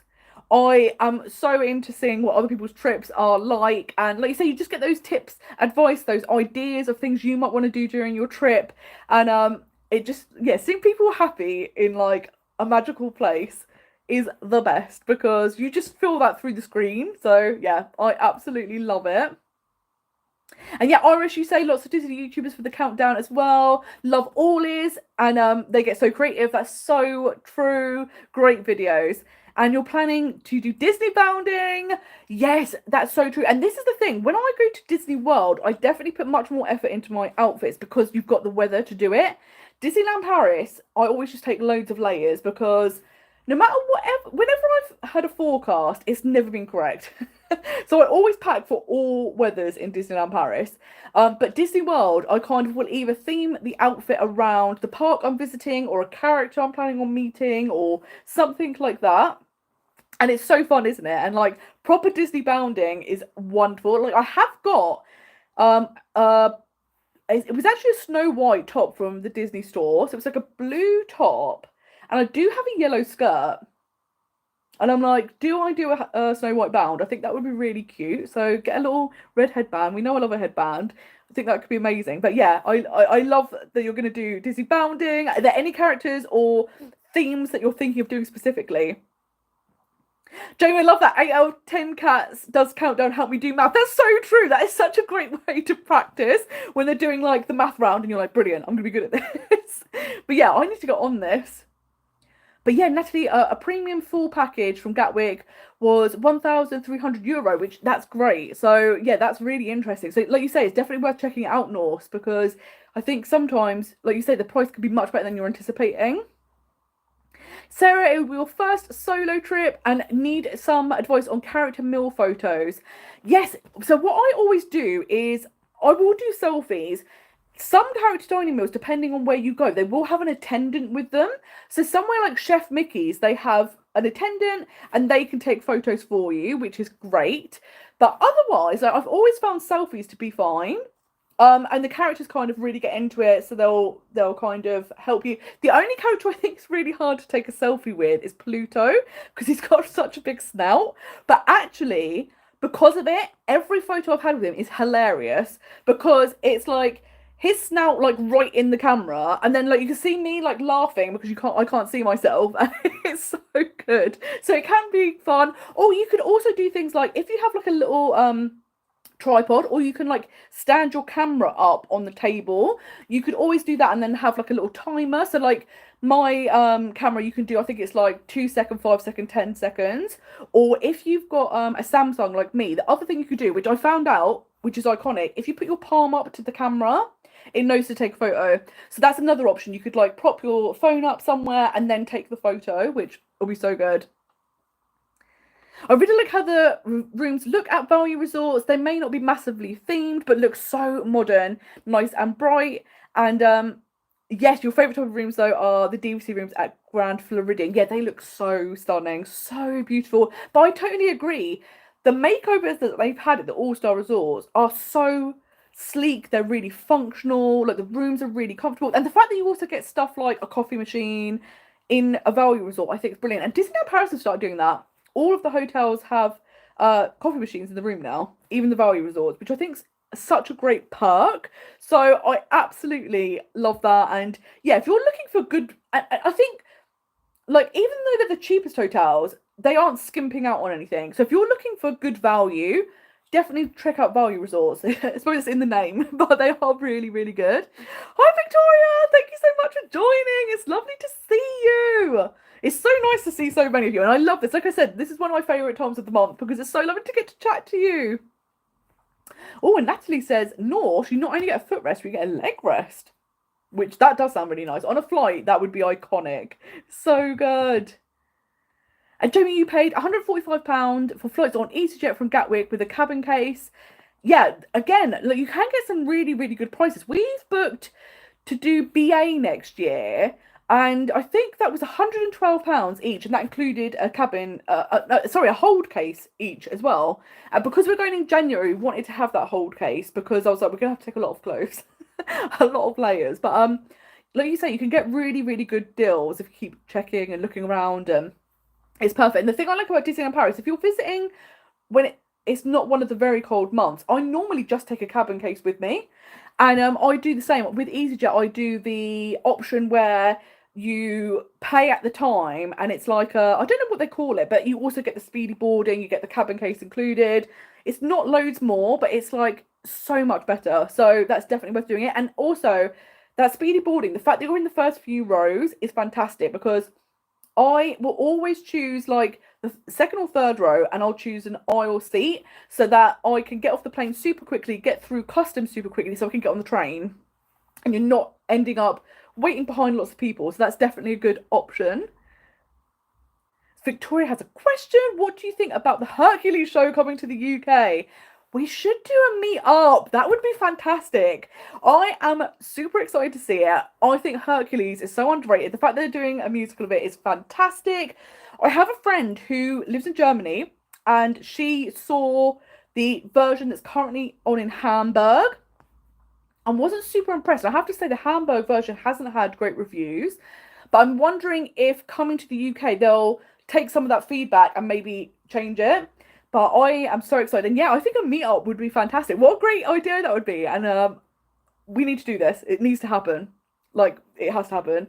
And yes, Natalie, you're so right. Sarah, you're going to have a fantastic time. You only do solo trips. I love solo trips. Out of all of my trips that I do, solo is my favourite. And I think the thing that's great about Disney is no matter how you visit, it's always brilliant, but it's a slightly different experience. And I think that's great because it then gives you the option of doing multiple different types of trip, and it's so worth doing, which is so fun. And Iris has said the Snow White Bound would be cute. Yes, I think that would be really good. And you're going to Auberge de Cendrillon. So yes, you need to do a Princess Bound, and that will be iconic. And I love Auberge de Cendrillon. It's one of my favourite restaurants at Disneyland Paris. And the princess meats there are brilliant. You get such great interactions. It's not rushed, like really, really good. The only downside when I was there, I didn't get to meet the mice, and I didn't even know you could meet the mice, and I was like, oh my god. So we're gonna go back in January, and I hope to meet a mouse. I need to see one of them. But thank you so much, Natalie, for a tip. That's so kind. That's so lovely of you. Thank you so much. And yeah, Irish, you're so right. Meeting Pluto is the best. He is so energetic. And that's the thing I always find amazing. It must be so hard for the fur characters, the ones where it's like Mickey or Pluto, where they express so much with body language, but they communicate so effectively. And I think it's remarkable. I'm always blown away. And then, Guy, you said it would be good to do a live when you see a sale on airfares that could benefit us. Yes, so there are certain times of the year where they tend to do sales. So stuff like Black Friday or particularly after Christmas, but the Christmas sales last into January. When I went to California, I actually bought the flights during the Christmas sales. And I think it's one of those things that I was lucky that because I was going in November, flights typically go on sale 11 months in advance of your trip. So my 11 months happened to be when the sales were on. So it's one of those things, if you're in that fortunate position, that's great. Otherwise, sometimes you need to kind of hold your nerve a bit and wait to see if there is a sale on. I'm always nervy of that because I typically, if I go to Disney World, I always book the hotel and tickets through Disney and then I book my flights separately because the Disney package, I will sometimes book, like, I think the trip I've booked for next year, I booked it 20 months in advance, which is crazy. And of course, flights only are on sale to the general public 11 months in advance. But actually, this is a really good point you've made, Guy, because one of the questions was about when is the best time to book flights. And typically people either say it's when they go on sale. No, I would say the first couple of days they go on sale, they're very expensive and then they drop a lot. So when I was looking for this September, I looked the day that Virgin opened up the sales for it, and it was about £400 or £500 more than a couple of days later. So I did wait and it came down and I was like, perfect, that's a good price. The other option is to wait until quite close to the trip. Sometimes like a month before, I've seen flights for like £250 to Florida, which is unbelievable. But I think you have to have really good nerves. I think I wouldn't cope having to wait that long because I'd think, are they going to sell out? Are they going to sell out? And to be fair, I don't know how close they do sell out. because they do seem to do these good offers. But yeah, it depends on how good your nerves are as to whether you can wait or not. But yes, Christina, Hercules meetup would be the one. Yes, Berlin, your 100% solo trips are the best. That freedom to just kind of do whatever you want whenever you want and experience Disney the way you want is so fantastic, because obviously when you're with other people, you want to make sure everyone's having a good time. So sometimes you have to kind of make compromises here and there. But if you want to go on It's a Small World 50 times in a row and you're solo, you can absolutely do that. Probably if you're with other people, that's not going to be a viable option. But that's the freedom of the solo trip, which is so good. But yes, Iris, Hercules is getting a musical. They have apparently done it before. And they've currently got production happening in Germany, and then they're going to bring it to the UK beginning of next year. I think it's the beginning of next year. It's going to be in the same theatre that Frozen is currently in. Frozen's sadly closing, and that's an amazing production. So I'm so excited to see this. And yeah, Jamie, you're so right. Hercules is so underrated. So I'm so glad it's getting a musical, because I think it'd be so good. And yeah, Victoria was so right. It has some of the best music. It's so good. And yeah, I think that they will probably take some of the feedback from the German production and update it here. So that will be really cool. Yes, Victoria, this is a good question. What do you think about Dr. Facilier not being included in Tiana's Bayou Adventure? Could be a hint that Villain's Land is coming because they wouldn't want to use his character twice in two different rides. That is a very, very good point. So, as we all know, and I banged on about it, I was desperate for Dr. Facilier to be included. And some people have said to me, because I have actually avoided all spoilers, I've not watched any ride videos, I haven't seen anything. I've seen a few photos, but I was like, oh, I don't know. And people have said that the storyline of the ride, it makes sense that he's not in it. Whereas I'm like, we could have done a storyline with him in it. But you're so right. There is this talk about a Magic Kingdom expansion where there's going to be a Villain's Land. And like you say, if he's included in that, then you definitely wouldn't need him twice. So hopefully that is a hint that they're going to do that, because I feel like that's what everyone's calling out for, right? Everyone's always wanted a Villain's Land or a Villain's Park. And the fact that Epic Universe are now doing the Universal Monsters Land, like someone's already doing it, so Disney have definitely got the kind of the drive to do it, because obviously it's something people want. So that would be epic. But yeah, I'm so sad. I was desperate for when you're going up to the big drop for Dr. Facilier being like, "Are you ready?" And I'm so sad that won't be the case. Maybe I'll just do it, but that would be really obnoxious. But I'm gonna be like, I'm gonna live my own in my head. I'll just be like, I'm singing a song. It's gonna be so good. The thing that I'm most disappointed is I thought there might be loads of Dr. Facilier merch, but I have seen the little Ray. I mean, they're just saying generic Firefly, and I'm assuming that's because Ray is no more. But I love that it has its own little like box as well, and then it also interacts with other people that have it, which looks so good. So that will be so much fun. And then, Jamie, you said you booked your last trip with Disney Holidays with flights included, and it was cheaper to do the trip and flights separately this time. So shopping around is your advice. Yeah, 100%. I always do that. I always say if you're booking your trip more than 11 months in advance, it is always cheaper to book the flights separately, because what they do is because the flights only go on sale to the public 11 months in advance, when they pre-sell the flights, they don't actually know how much the flights are going to cost. So they inflate the price so that they will never lose out on money. They don't want to sell it to you too cheap and then they lose out. So they hyperinflate the price. So I know before, when I've looked at how much a package would be, look, because I know the flights are now around £600 or so.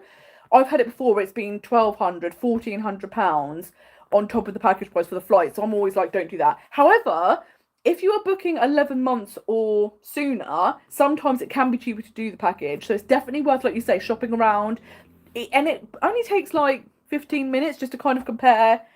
Like if I just do the tickets and the hotel and flight separately, or I do a package, and then you know what price you're going to get is best. And again, if you want to if you want to book with a travel agent, again, look around, because Virgin tend to be the most expensive, I would say, if you book with them. But yeah, just having a little look around, you can see what deals are on offer.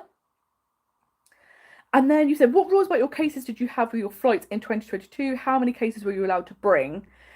So Yes, so I had originally had a economy flight booked, which was one hold case, and I think you could take a cabin case as well. And then with the bid system, you got to take two cases, and then a hold case as well, and a backpack. So I did that, which I won't be doing again because having two big suitcases, one small suitcase, and trying to wheel them around yourself was a nightmare because MCO has a lot of carpet. And I didn't think about that being a problem, but cases don't like carpet, so it was a nightmare. So with premium economy, you also get two cases. So it's one of those things. This time when I upgraded to premium, I think it was less than £400 extra. But of course, that includes an extra bag, which would normally be, I think it's £70 or £80 each way. So you're like, oh, it's less than like £400, but 160 of that, say, would be the extra case. So you're like, actually, it's good value. When you start, that's my girl math justification. I'm like, yeah, it's definitely worth it. But it is handy. Like, I definitely, when I go to Florida, like having two suitcases just because I like to theme my outfit. So I take more clothes than I would to somewhere like Disneyland Paris. But it's also all that stuff like taking sunscreen, more toiletries because you're going for the 2 weeks. There's just more things you have. But something I do, one of my top tips is I will use up some of my toiletries at home and then I'll estimate that I've got enough left, take them with me, and then I tend to use them up or they're very nearly at the end when I'm in Florida, so then I can leave them behind. So then all of that space and weight is gone. You're not bringing it back with you. And then that means, more space and weight for all the things you buy, which is fantastic. And like, of course, other people will do it where they arrive in Florida and then go to a shop and buy stuff. I find sometimes in the US things can be very expensive. Their supermarkets seem much more expensive than ours. So it swings and roundabouts. Or if there's like where I've got like curly hair and stuff like there's certain products I like. So if you're like me and you're like, oh, you want to use that product, maybe doing the option of using it up in the UK and then taking an amount and then leaving it behind is a good option. But Irish, you're reading the Twisted Tales for Hercules. I have read some of the Twisted Tales, but I haven't read that one. So is it very good? And I love them as well. It's so great to kind of get the backstory with the villains, and it's just, they're such great books. And that's the thing. Like I've bought them in Asda before, and they're like in the kids section, and I'm like, adults can definitely read these, and they're really, really good. So like you say, if you haven't read them, definitely check them out because they give you such a different view of the stories and you kind of get the villain's perspective, and it's great. Yes, Victoria, we want a villain's land. That's all people want, isn't it? Like everyone's been saying this for ages, and I know I've mentioned this before, but in the pandemic, Disney put up a course which I think was meant to be for kids, but it was all about how they build Disney parks. So they were taking you step by step, and they were like, right, during the course, you're going to build your own land. And it was all stuff like, what scent do you want to pump into your land? What type of rides are you going to have? What are the doorknobs going to be like? Like literally everything. And I created a whole villain's land, and it was epic. And I'm like, if I've thought that up, surely the Imagineers are going to come up with something even more special. So I hope that's the case. And Jamie, you've read the Twisted Tales as well. Really love them. You're so right. Villains are so underrepresented, and it does feel like a crime because, like you say, like the villains are like the central part of all the movies, right? Because they're the ones that kind of get the hero to take the action. They're the kind of like pivotal part of the story, and like you say, like people love like Mickey's Not So Scary Halloween Party. There's so much villain merch. It's such a gap that hasn't been filled. So they need to absolutely do that. And actually, one of the questions from Christina, which was great, is if you could create your own Disney restaurant or hotel, what would the theme be? And I found it very hard to narrow it down. But I was like, for a hotel, I'd either do like a Tower of Terror, like you actually would stay in the hotel, the bellhops would all be creepy, it would be amazing. It would be so good. Or like some sort of villain themed, because obviously you've got stuff like the Disneyland Hotel where the rooms are themed to like different princesses, but you could have like different themed rooms to different villains, which I think would be amazing. And I am desperate for them to do a Star Wars character dining meal. So if they could do that as a restaurant as well. But again, what about a villain's character dining meal? Like, how fun would that be? And I know there are some, like, one of my best character dining interactions ever was with Lady Tremaine. It was iconic. She was brilliant. I also loved the Evil Queen at Storybook Dining. So it's nice that they kind of already appear, but I'm like, if you could have one where it's all of them together and like just a like spooky restaurant, I think that would be so iconic. And yes, Serena, you're holding out on flights for a January, February trip. And BA are having savings at the moment for holidays, which is great. And yeah, I think Virgin were doing a deal because it was their 40th anniversary. So, like you say, throughout the year, they do sometimes pop up with things. So it's definitely worth keeping an eye out. And particularly like when it's Black Friday or Christmas, I don't know if they'll do something for 4th of July. So, like flights to the US, maybe they'll do sales on them. But it's definitely worth keeping an eye out. But yeah, you're so right. More money to spend, and more space for merchandise. That's the way to do it, isn't it? Okay, I need to check out the Hercules Twisted Tale. That's gonna have to go on my reading list because it sounds so good. And yeah, Christina, a Tower of Terror hotel, I think would be so fun and like just how iconic to bring that to life. I also liked the idea, although I think it's been shelved now, of they were gonna have a like eco resort that was Princess and the Frog themed at Disney World. And I was like, that would have been really fun. But yeah, I think after the pandemic that kind of disappeared, but who knows? But yeah, we need it. Yeah, Victoria wished Disney Paris had more villain merch, and more Coco merch. Yes, that's so true. I'm like those things are getting so popular. And I think they just need. It is interesting how Disney sometimes are a bit slow on the uptake. So like within Kanto and Coco, we're starting to see things in the parks now. It's taken a few years for them to get around with it. And yeah, Irish are so true. You'd pay a pretty penny for a Twilight Zone hotel and maybe take the stairs up to the. Oh my god, I hadn't even thought about that. They could totally freak you out with the lift. Like, obviously, not doing the same thing as the Tower of Terror, but you know, have you ever been on Oh god, what's it called? The Harry Potter Gringotts ride, where you have to kind of get in the elevator, but actually it's kind of screens and it kind of like wobbles and stuff like that. If they had that, could you imagine how brilliant that would be? It'd be so scary. Yes, Jamie. Why is there not more Hunchback of Notre Dame in Disneyland Paris?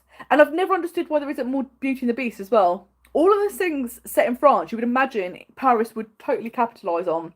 And I'm glad that they did that with Ratatouille. But I'm like, how come we don't have Beauty and the Beast and Hunchback? Hunchback is one of my all-time favourite Disney films. I absolutely love it. So I would love to see that more because it's such, again, an underrated film. And I think when you mention it, everyone loves it. So you're like, please bring more. I'll hold back to some questions because there's been really, really great ones.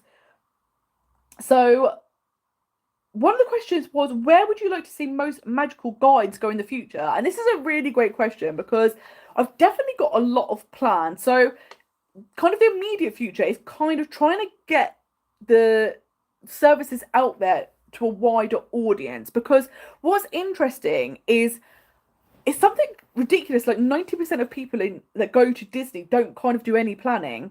So the fact that like you are all here, you watch vlogs, you watch planning videos, you're like so far ahead of the average person that goes to Disney. So you will already have that big advantage of knowing like, oh, this is a good thing to do, and like the tips and advice.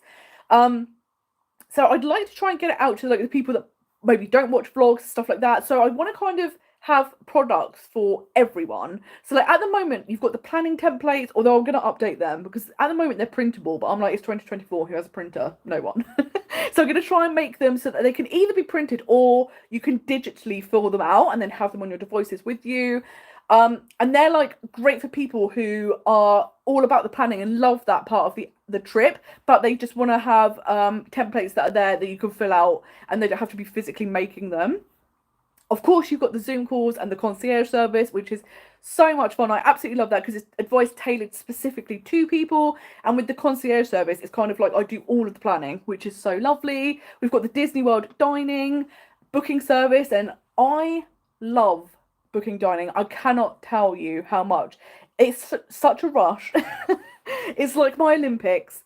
I absolutely love it. And it's that thing of, over the years, I've come up with a strategy. So I've always got all of the reservations I've wanted. So to be able to help people with that, particularly like if you're not going to be available at 11 a.m, it's a nightmare because you're at work trying to log in and it takes a while. It's not one of those things like, oh, I'll log in 5 minutes, so it won't matter. Like sometimes it can take like up to an hour to book everything, and people just don't have that as an option. So that's really good. I'm thinking about I'd like to launch an itinerary service where people can go, this is what we want, and you kind of plan out like, oh, these are the days of the week you should visit each of the parks.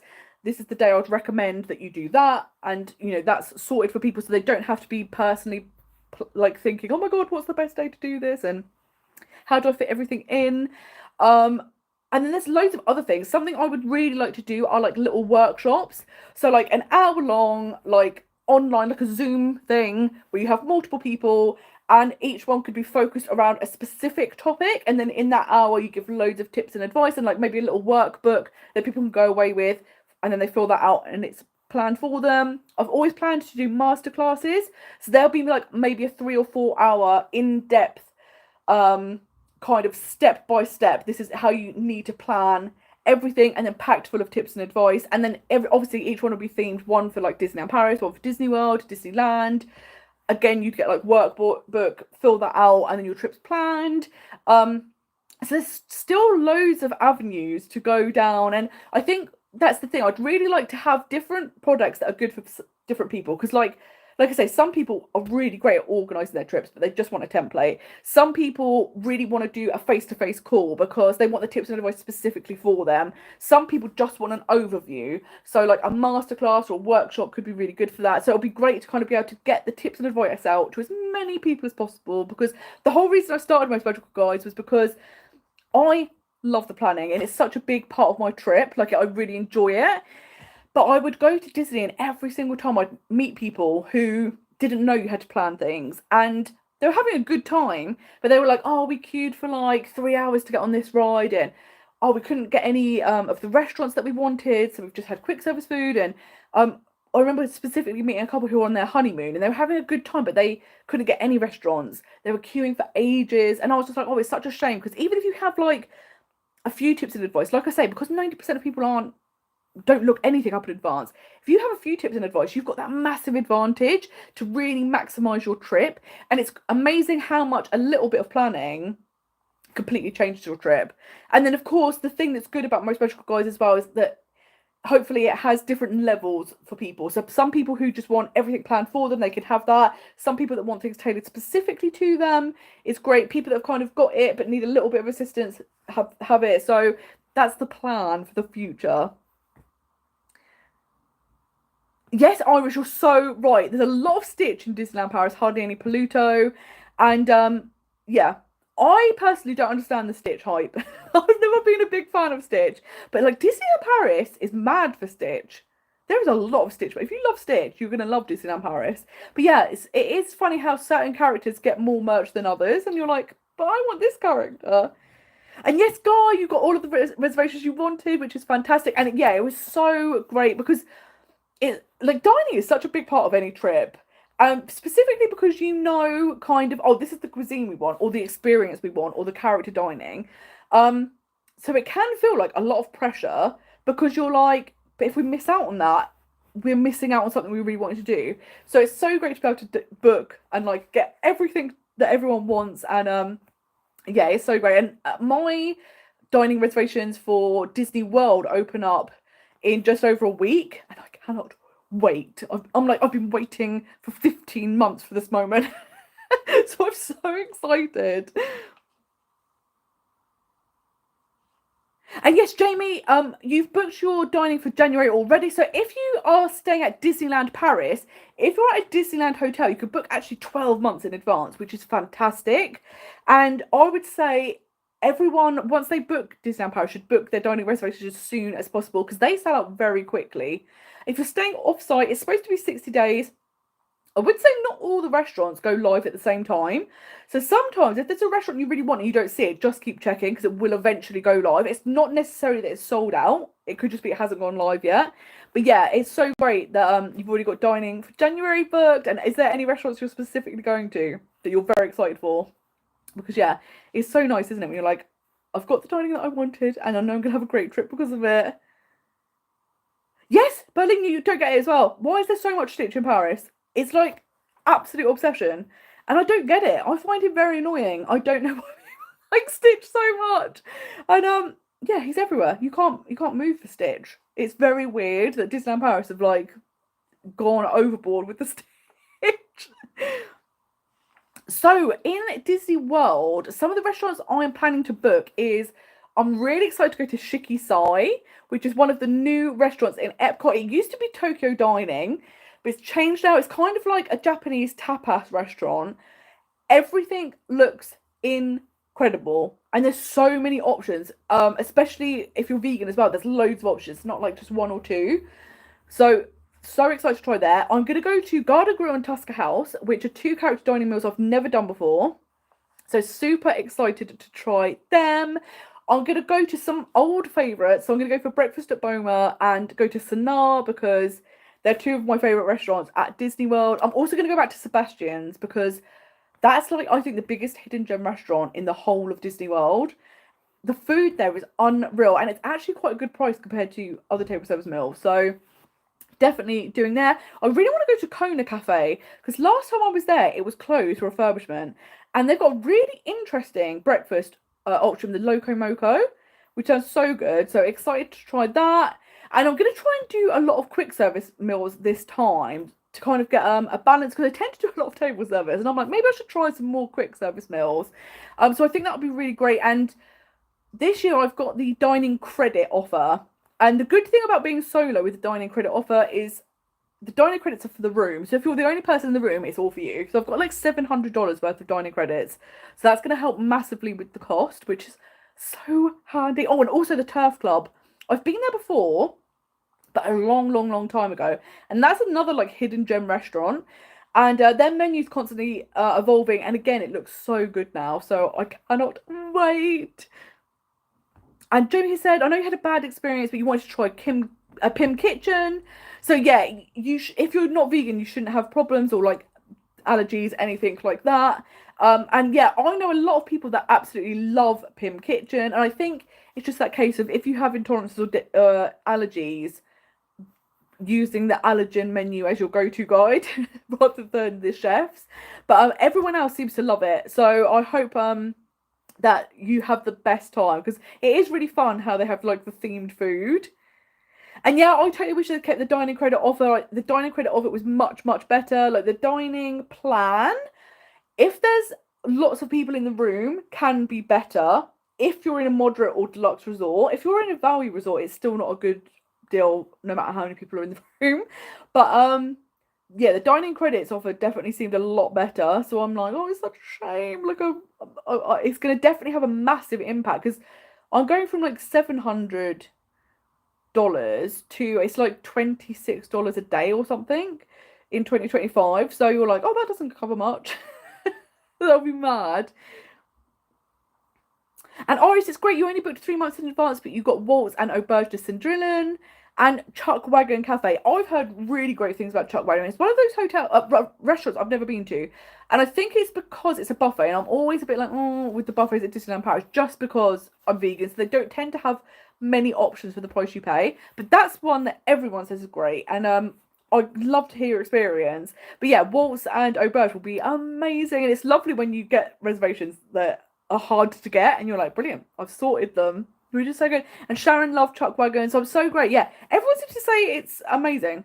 So I'm so glad that you're going to go and experience it. And yeah, Jamie, you're thinking about doing Chuck Wagon or Hunter's Grill. And yeah, it seems to be like Chuck Wagon is the one, like it seems to be one of the best buffets in Disneyland Paris. So it's definitely worth checking out if you can. So yeah, I need to go check it out. I need to take my own advice and go next time.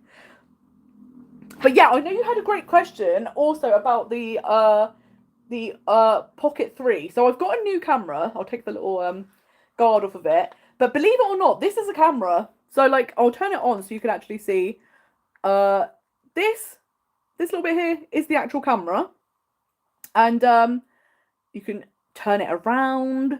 You could do all amazing things with it. And the thing that's really good with this is it has great stabilization because this is essentially a gimbal.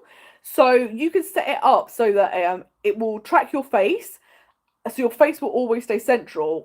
And so instead of when you're walking and it bouncing up and down, it's going to be smooth, which is great. There's loads of amazing features as well. You can film landscape and portrait, so you can do like TikTok videos with the camera. Loads of different modes that you can film in. So I'm really excited to take it to Disney World. Like the quality of the camera is amazing, and yeah, I am so blown away because also it was about the camera itself is under £500, which for a camera again is really, really cheap. And the fact also it's very discreet, like it's very small, it's very light, so you're not going to kind of be getting in people's way if you're filming stuff. I'm very excited for.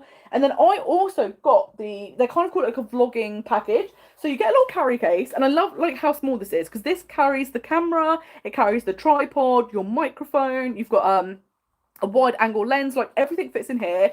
And yeah, you get loads of accessories. So I've got a little microphone that I can use.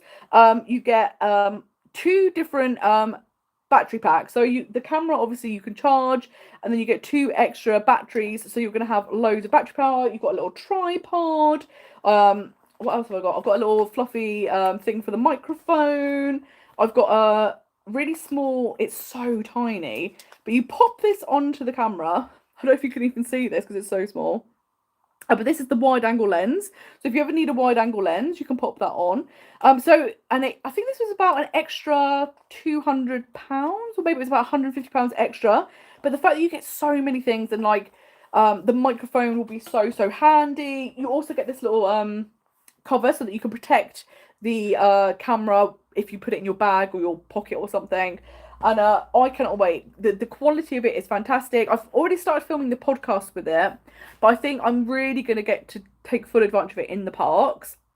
And yeah, I know you'd also said about doing a video, kind of like behind the scenes of the kit that I use, and I think that would be really interesting because I'm trying to do more on TikTok because I love watching TikTok, but I never really know what to do. And it's one of those things. I always feel like if I was going to post on TikTok, I need to be doing it from the parks, but obviously I'm not in the parks all the time, and when I'm in the parks, because I'm vlogging, I then don't tend to film a lot on my phone because it's just you'll never be kind of doing anything in the park, you'll just be filming all the time. So I was like, oh, maybe actually I should remove this weird barrier I've had in my head of you've got to be in the parks to do TikToks, and just do videos where it's kind of like planning tips and advice, behind the scenes stuff. So I think doing that about like the equipment and stuff would be really, really interesting. Kind of just show you what I use and like the editing equipment, how I do stuff. I think that would be really interesting. So thank you for that advice. And yeah, voiceover guide, use yes, guy. The cat is a really great camera. Enjoy taking it on your trip to Florida. It's going to revolutionize the videos. Yeah, I totally agree, and I loved seeing the footage that you had. And yeah, it's just the fact that it has the stabilization. Just everything looks so nice because of it. It's so much smoother. It's much easier to watch the footage because it's not moving about so much, especially on rides. It's gonna really change like the views on rides. So yeah, I think it's gonna be so good. Yeah, Iris, you're so true. What a cool thingamajig. What would Ariel call it? Yeah, Ariel has all of the things, the thingamabobs. She loves them. But yeah, I can't wait to use it. And that's the thing, I'm just desperate to get to Disney World now. Because the thing that's really nice as well is by having the camera, I've been really excited about, oh my god, I could get this type of shot. And because there's so many things you could do with the camera. Because like I say, it's got so many features and functions that my other camera maybe doesn't have. So I can't wait. So it's gonna be so good. And you really love the gimbal part of the camera.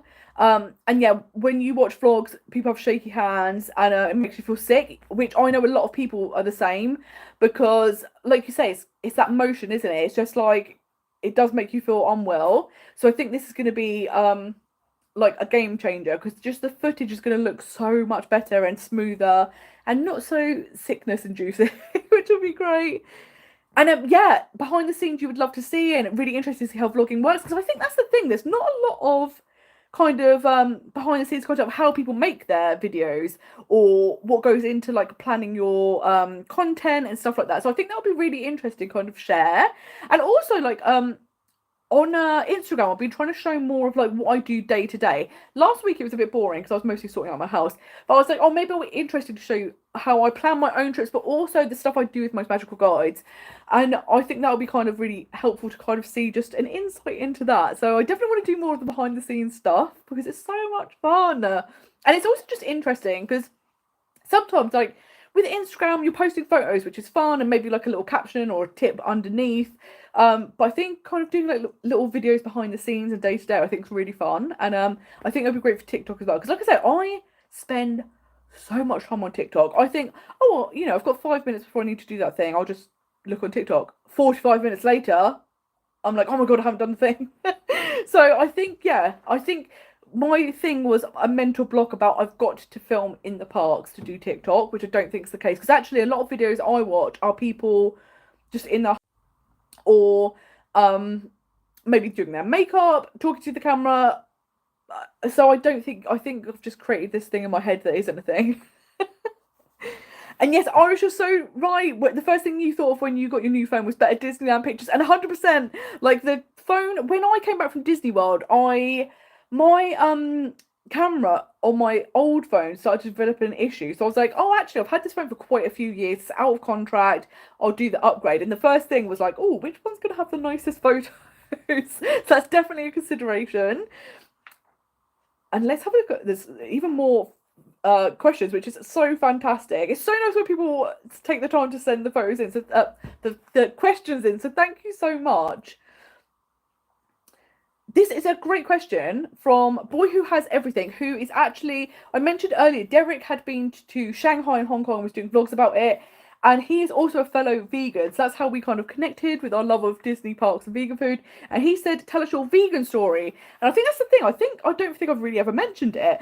But I had, like everyone, always absolutely loved animals. And then the older I got, the more uncomfortable I got with kind of loving animals, but then also having animal products. So I was like, in my head, I was like, you can't really do both because, you know, if you love animals, you are causing them harm, even if you're not physically doing it yourself. So I kind of went vegetarian first. And interestingly, so my dad has been vegetarian for over 30 years. But my parents were divorced, so I never grew up, like I would obviously see him, but I never like grew up living with him. And so yeah, he was kind of vegetarian but just got on with it. And so I briefly went vegetarian, but I distinctly remember always saying I would never go vegan, it's too extreme, it's too difficult. And then I read a book called Eating Animals, and it was by this guy who throughout his life he'd been vegetarian on and off, but then he had a baby and he was like, oh, like what would be the best diet to feed a baby? Because you know, you have a little baby and it's like perfect and you don't want to like spoil it. So he was like, what would be the healthiest, best thing? So he then decided to start kind of going to farms and seeing farming practices so he could kind of see how healthy it was. And then instead of him deciding if things were healthy or not, he was kind of horrified at how farming was being done. And then reading that book, it was really interesting because I've never had an experience like this in any other aspect of my life, but it was like a light bulb moment. It was literally like a immediate switch.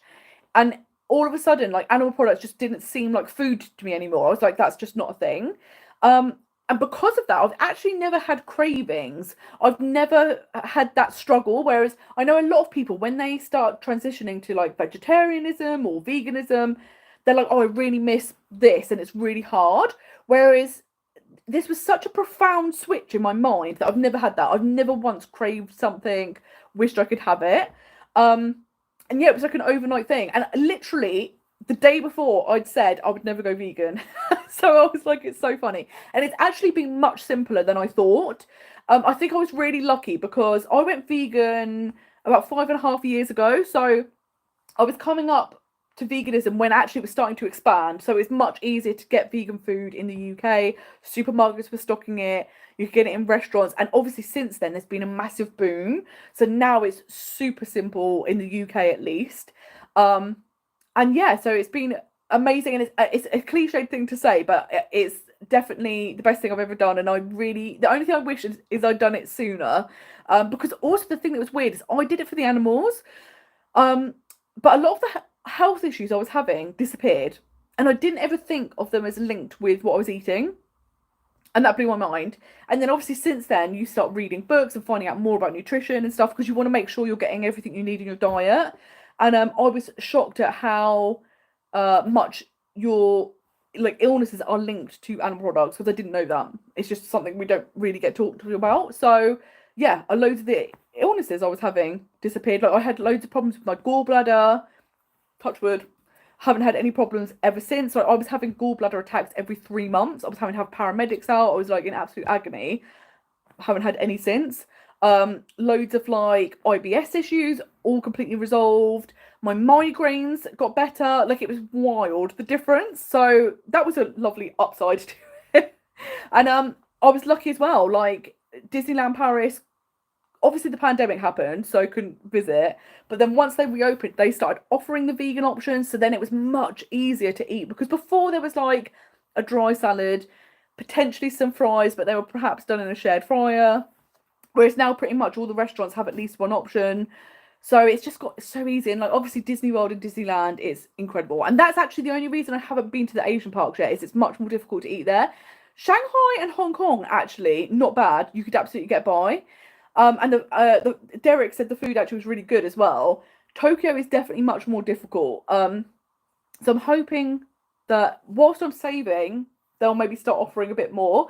And I think that's the thing. It's not like you need tons and tons of options, as long as there's enough food for whilst you're visiting. And I think at the moment there's like a curry, and I'm like, it sounds great, but that could be quite tiresome if you ate it every single day. So hopefully that will improve. But yeah, that is how I came into veganism. But yeah, so right, Victoria is so easy now. You went vegan 5 years ago as well. And yeah, wish more people would make the connection, like Disney. And yeah, and that's the thing, isn't it? Because the thing that I think is difficult about Disneyland Paris is the vegan options they have are great. But if you do have any dietary requirements or allergies or intolerances, they're not great at dealing with it. Whereas the US parks are much better. So the US parks, chefs will come and talk to you. They will make food specifically for you. It's great. And you feel much more comfortable. You feel safe.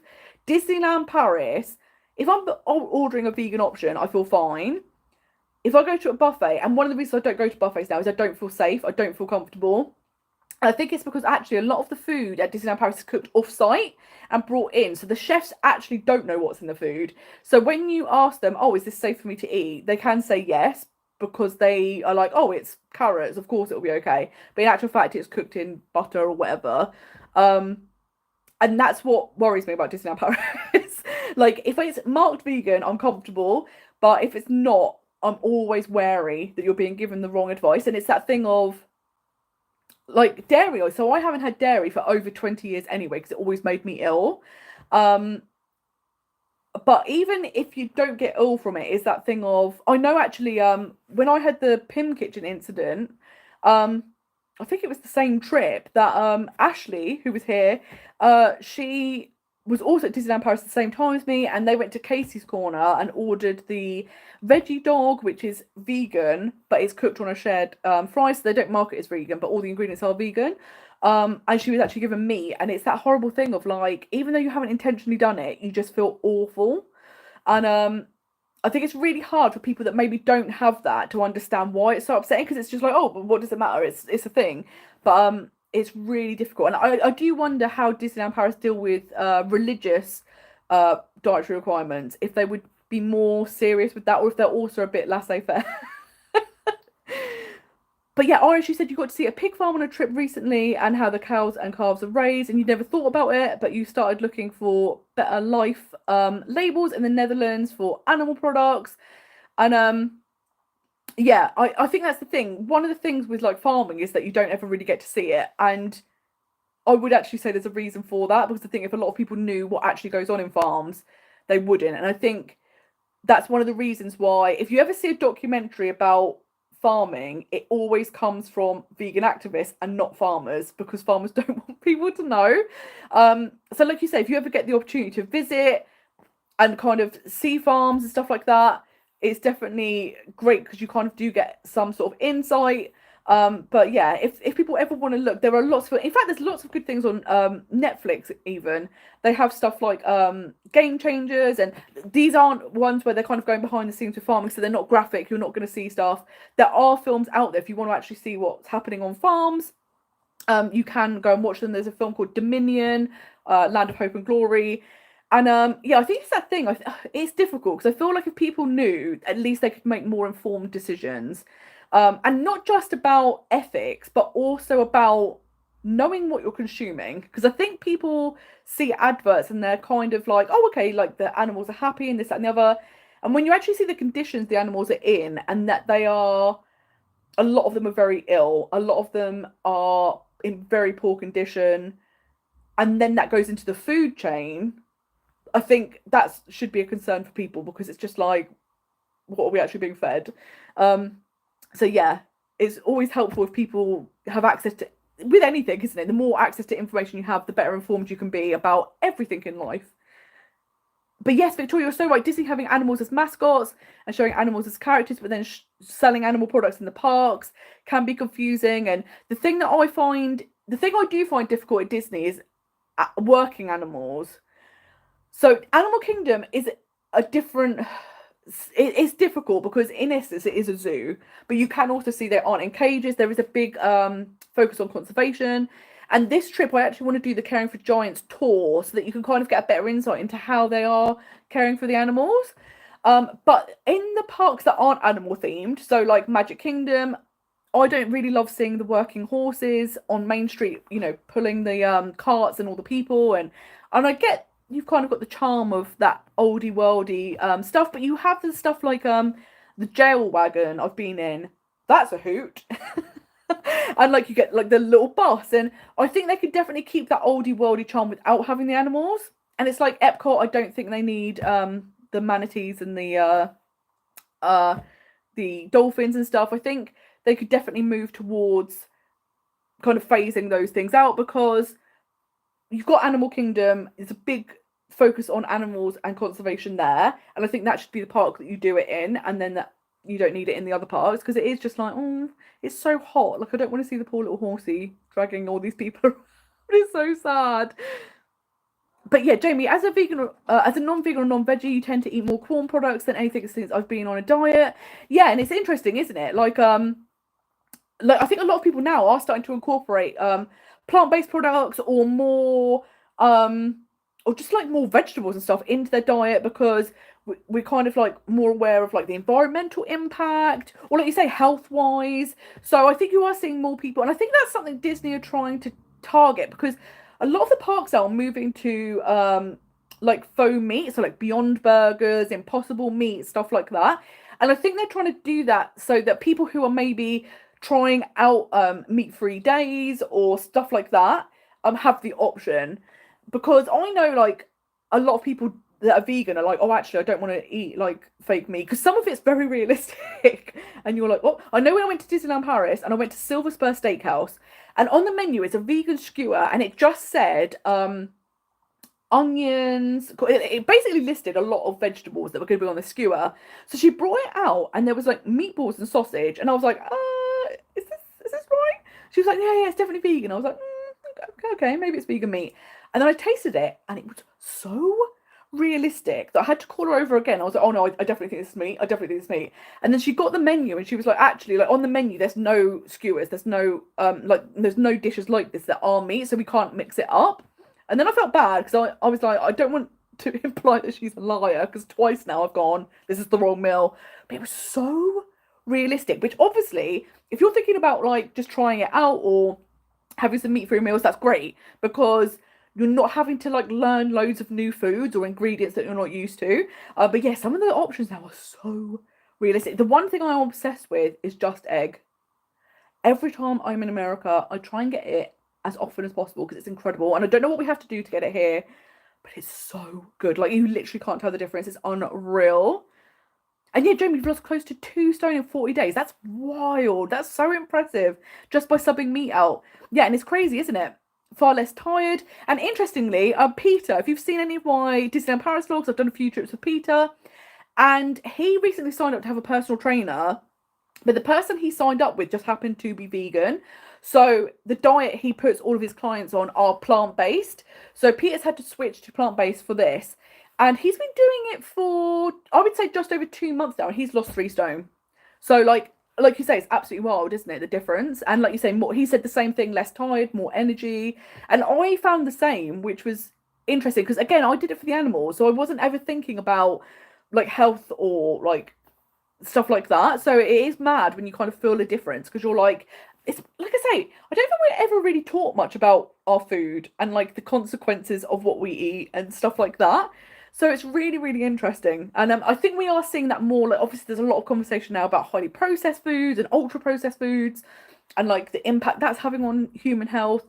So we are having these discussions. So, yeah, it's interesting. It's very interesting. But I do like something I think Disneyland Paris does really well is they do have a mixture of foam meat and no foam meat. So if you are someone that doesn't want to have foam meat products, there's loads of good options like the chakalaka. Obsessed with that. That was so good. They've got this new lentil dal, which I am desperate to try from Colonel Hathie's. So yeah, it's absolutely amazing. And Sharon says 2 stone in 40 days. She's turning vegan tomorrow. Yeah, it is crazy, isn't it? It is mad how just switching, like you say, switching out some products so you can still make the meals you would normally make, but just with a different product. And the difference can be huge. So yeah, it's absolutely wild. So I'm so glad to hear that. That's amazing.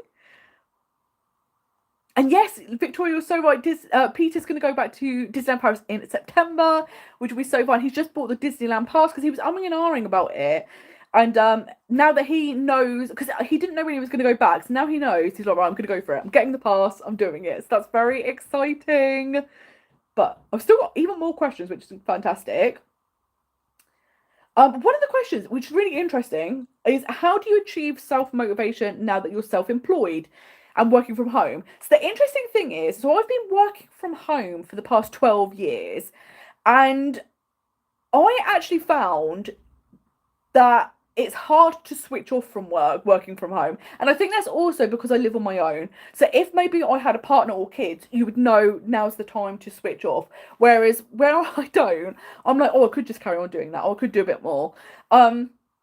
And actually, it's become a bit of a problem because I always feel guilty now if I take any downtime because I feel like I always have to be doing something. So I definitely need to work on that. And actually, one of the reasons I wanted to go freelance was so that, because the past 2.5 years, what I've been doing is my normal day job that I've been doing, like that's my whole career.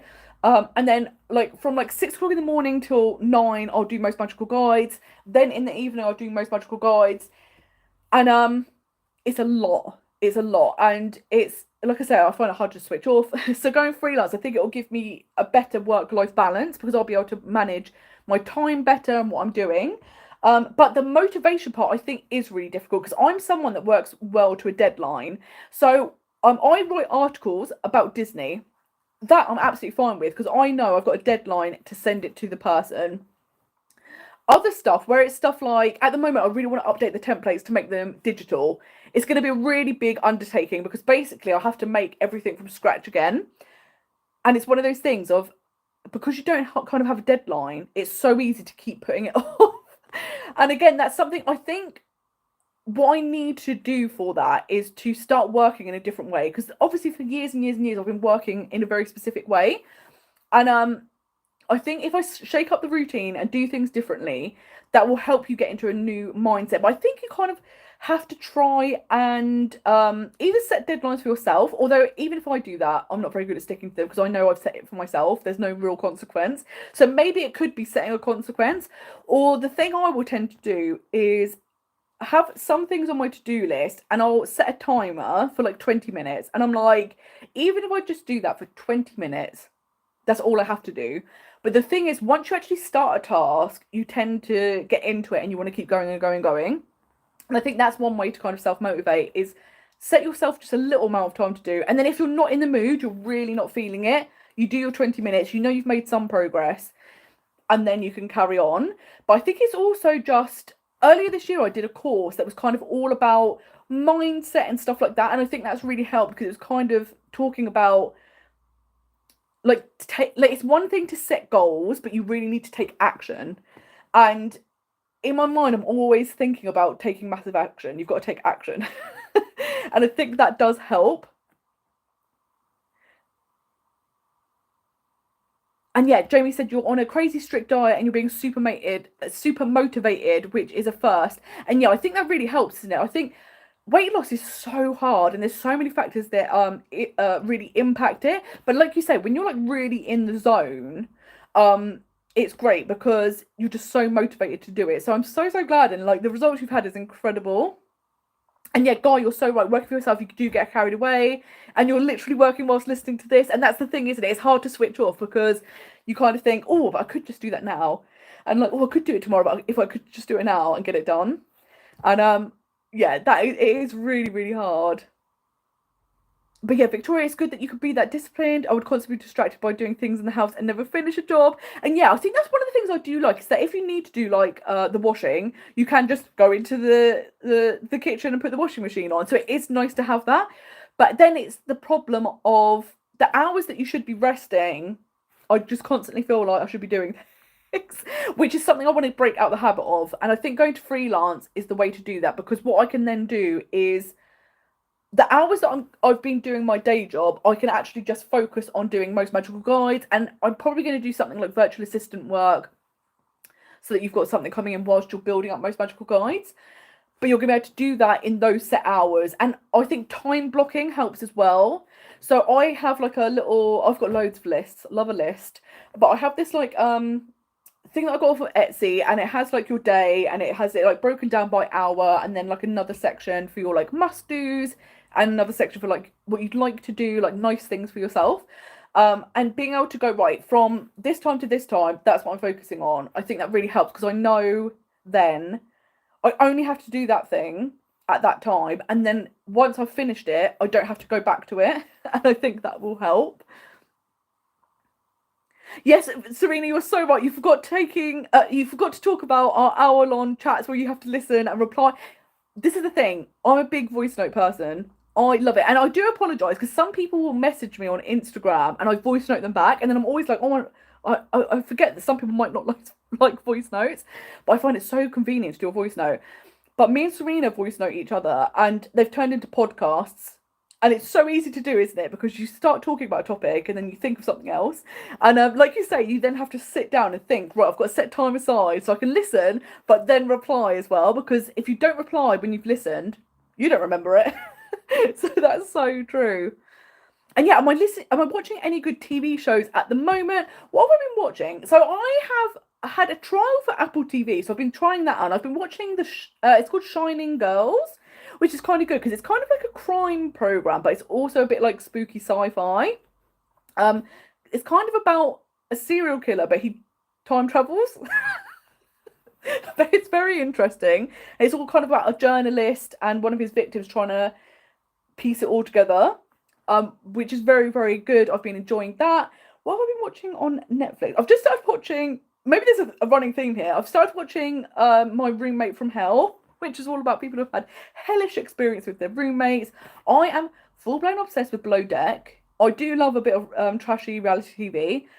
I can't imagine anything worse than being stuck on I know like super yachts are big, but in essence a small space with people that you work with, but you also live with, so you're around them 24 hours a day.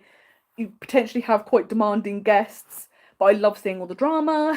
But I'm trying to think what other programs I've been watching, because I always have things on the go. Something I really like though is reading. I've been reading a lot. I think I've got about 5 books on the go at the moment, and I like to mix up. So I'll have like a fiction book, I'll have like a biography, a kind of like wellness book, a business book, and then I'll skip between all of them. So that's been very helpful. But Sharon's asked, are you renewing your annual pass? So at the moment, I am not going to renew for Disneyland Paris just because. So basically, until last year, I never had an annual pass because I tend to visit in the off season and you get really good deals. So I never really needed one.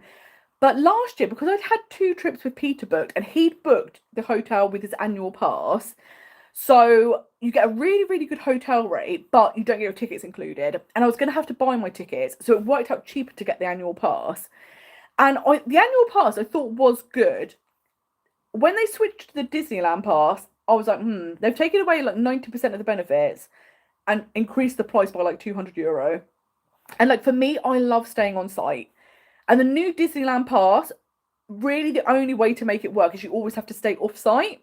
So that's kind of put me off buying it. So I think again, I'm going to switch back to just visiting in the off season and getting the good deals, because there are lots of hotels off site that are close by, so it doesn't have to be the be all and end all. But I love that you get the extra magic hours. I love that you can just go back for a rest in the day.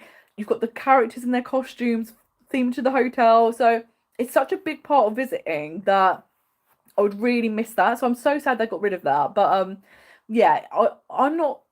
I don't think the Disneyland Pass works for me for the way I visit, and I'm lucky that I can visit in the off season. But I would say if you visit regularly and you stay off site, it's definitely worth getting 1,000,000%. And yeah, Berlin, you live alone, and even when vacation has started, you're still checking on the school mail, thinking about your job when you go back in September, what you're going to do. Yeah, like you say, it's hard to switch off, isn't it? Because you're just like constantly like, oh, there's things I could be doing, and it's weird. And I feel like because we live in a society that's so busy, you kind of feel bad if you take downtime. And actually, this weekend's been lovely because if I'm honest, most weekends I tend to do my food shop and then I'm at home. And maybe I'm in the garden with the cats, which is lovely. But again, it's like I'll be editing a video or recording a podcast or something like that.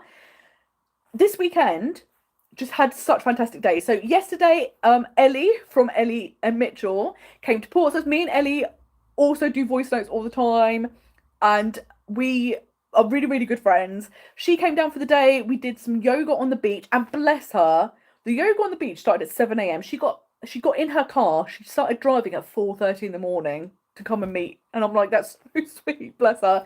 So she came down. We had lovely yoga, amazing food, great chats. Today I've been out with Christina. Obviously, we went to Wagamama's because it's impossible if I'm out. I've got to go to Wagamama's. Great food. We went to see Inside Out, and it was so nice to have a weekend of kind of just taking time off and doing stuff and actually doing it with other people as well. And that's been so lovely. So yeah, thank you to Ellie and Christina because it's been lovely. Like such a great weekend. I've absolutely loved it. And yes, Victoria, the roommate show is crazy. It is crazy. And that's the thing. Like, the stories are literally unbelievable, and you just think, I can't believe these people have gone through this. So it's such a good program, but it's just like wild. And Iris, it's hard to find info on room only prices with an annual pass. And yes, that is true. They do make it difficult. So the only way you can find out room only prices is by phoning Disney. But basically, when you have a package with Disneyland Paris that includes tickets, they only charge you between like 30 and €50 for the tickets for your whole stay. So if you go for like 3-4 days, your room rate only goes up by about 30 to €50 by adding tickets. So that's why with an annual pass, it never, ever, ever financially works out to book room only rates at a Disney hotel for Disneyland Paris. And the other thing is they only have certain rooms set aside for annual pass holders. So once they sell out, you have to pay for more expensive rooms. So Peter was actually telling me he phoned up just to see, and I think he'd looked up if you booked his dates on the Disneyland Paris, and it was just a normal package, so the room and the tickets included. It was something like it was less than £500. To book room only with annual pass, it was only £900 because they only had certain rooms on offer. So crazy. So yeah, I would say if you're going to get the Disneyland pass, you have to always stay off site because it never, ever, ever will be cheaper or financially viable to stay on site. In fact, it's often much, much, much more expensive, which is such a shame. And yeah, Jamie, you finished Ember in Ashes book series and about to start Girl on the Train. I haven't read Ember in Ashes, so do let us know if that's worth reading. But Girl on the Train's great. I hope you enjoy that. Like, I love a thriller. It's so good. I'm seeing a running theme here of like weird roommates that are creepy and scary, like thriller. I've just finished. I'll show you the book I've just finished. I just finished this book. It's called A Very Expensive Poison, and it's actually because so my background is I work in television. And I worked on a program all about this. So I don't know if you remember, years and years and years ago, there was a Russian man who had fled Russia, and he was poisoned in a pot of tea with polonium and died. Alexander Litvinenko. And I watched on a program all about it, and it was so fascinating. And the author of this book was one of the contributors in the program, so I was like, oh, I'll kind of read this and get more insight into it. But again, yeah, not a relaxing read. But very, very interesting, crazy case, absolutely wild. So yeah, if you're looking for like, it's one of those things that it feels like a crime novel, even though it's a non-fiction book, because it's like really gripping, and the fact that it happened in real life and it's unbelievable is just wild. And Sinead, great question. Would 6 days be enough for Disneyland in California? Which hotels did you enjoy? And or would I like to try Disney World in Orlando? So yeah, it's Disneyland in California. I did 6 days, and yeah, I got to do so much in that time. Most people actually do less days, and a lot of people do 3 days. I've done 3 days before, and I felt like I missed out. So this time I was like, I'm going to do 6. Interestingly, the tickets only go up to 5 days. You can then buy extra days, but you have to buy them individually. But I think 6 days is fantastic. You get to see and do so much. It's such a fantastic park. And what I would say is I would highly recommend looking at hotels on Harbour Boulevard. That's where I stayed. And basically, Harbour Boulevard is the road that's next to the entrance to Disneyland. And you have tons and tons of hotels here, and they are so much cheaper than the Disney hotels. There's only 3 hotels at Disneyland. They're all deluxe. But for example, I stayed at the Anaheim Hotel. From the front of the hotel, you could see Guardians of the Galaxy, you could see the parks. It was fantastic. You could actually see the fireworks from the hotel. Amazing. But I paid it was about £935, I think, for 6 nights. And then the cheapest Disney hotel was £6,000. So they are significantly more expensive than any of the off-site hotels.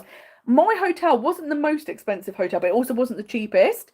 But even the more expensive hotels were about £1,500, £1,600. So still way cheaper than the Disney hotels. The Disney hotels are fun because they've got the theming, but also my hotel was a quicker walk than all of the hotels apart from the Grand Californian. So again, it's not like you're closer. The only perk you get is 30 minutes early entry. So I definitely say look at Harbour Boulevard. And I booked with Expedia, and something I love about Expedia is you can use the map function. So you click on the map, expand it, and then it will show you the prices of all of the hotels on that road. Because obviously when you've not been somewhere and they're just saying like, this road, that road, I don't know where that is. But the map feature, it shows you where the Disney parks are and then where all the hotels are in relation to that, which is perfect. And I also got really good deals on that because, again, I booked in the January sale. So I think I saved about £500 on the hotel room.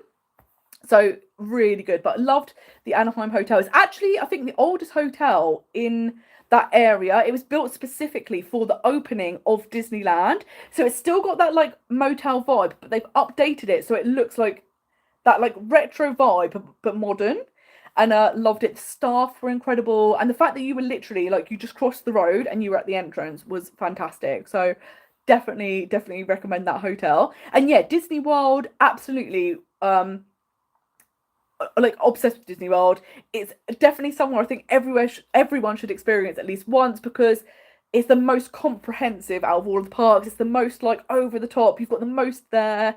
The fact you've got all of the different parks, you've got so many hotels, so many restaurants. I think there's like 30 hotels, 400 restaurants, 6 parks. Like there's so much to do. And I would say the thing that's great is any hotel at Disney World is fantastic. So it doesn't matter if you stay at a value resort, deluxe resort, you're going to have a great time, and they have great perks. I mean, there used to be better perks because there was more of them. I think they are going to start bringing them back because they are noticing a dip. Like this year, there's been a big decline in the attendance at Disney World. It'll be interesting to see if next year it goes up because people are visiting Orlando because of Epic Universe, or if perhaps it declines more because people are going to Epic Universe and staying off-site. But if you are looking to stay not in Disney itself, Lake Buena Vista, I've stayed in a lot of times. It's the area right next to Disney, loads of hotels, shopping. It's right near Vineland outlets. Like, really love that area. Or another great option is Flamingo Crossing. That's more up and coming. It's the other side of Disney World Resort, the kind of Animal Kingdom end, and loads of hotels there. That's got lots of restaurants, like kind of building that area up more. Some people like to stay on International Drive because then you're between all of the different attractions.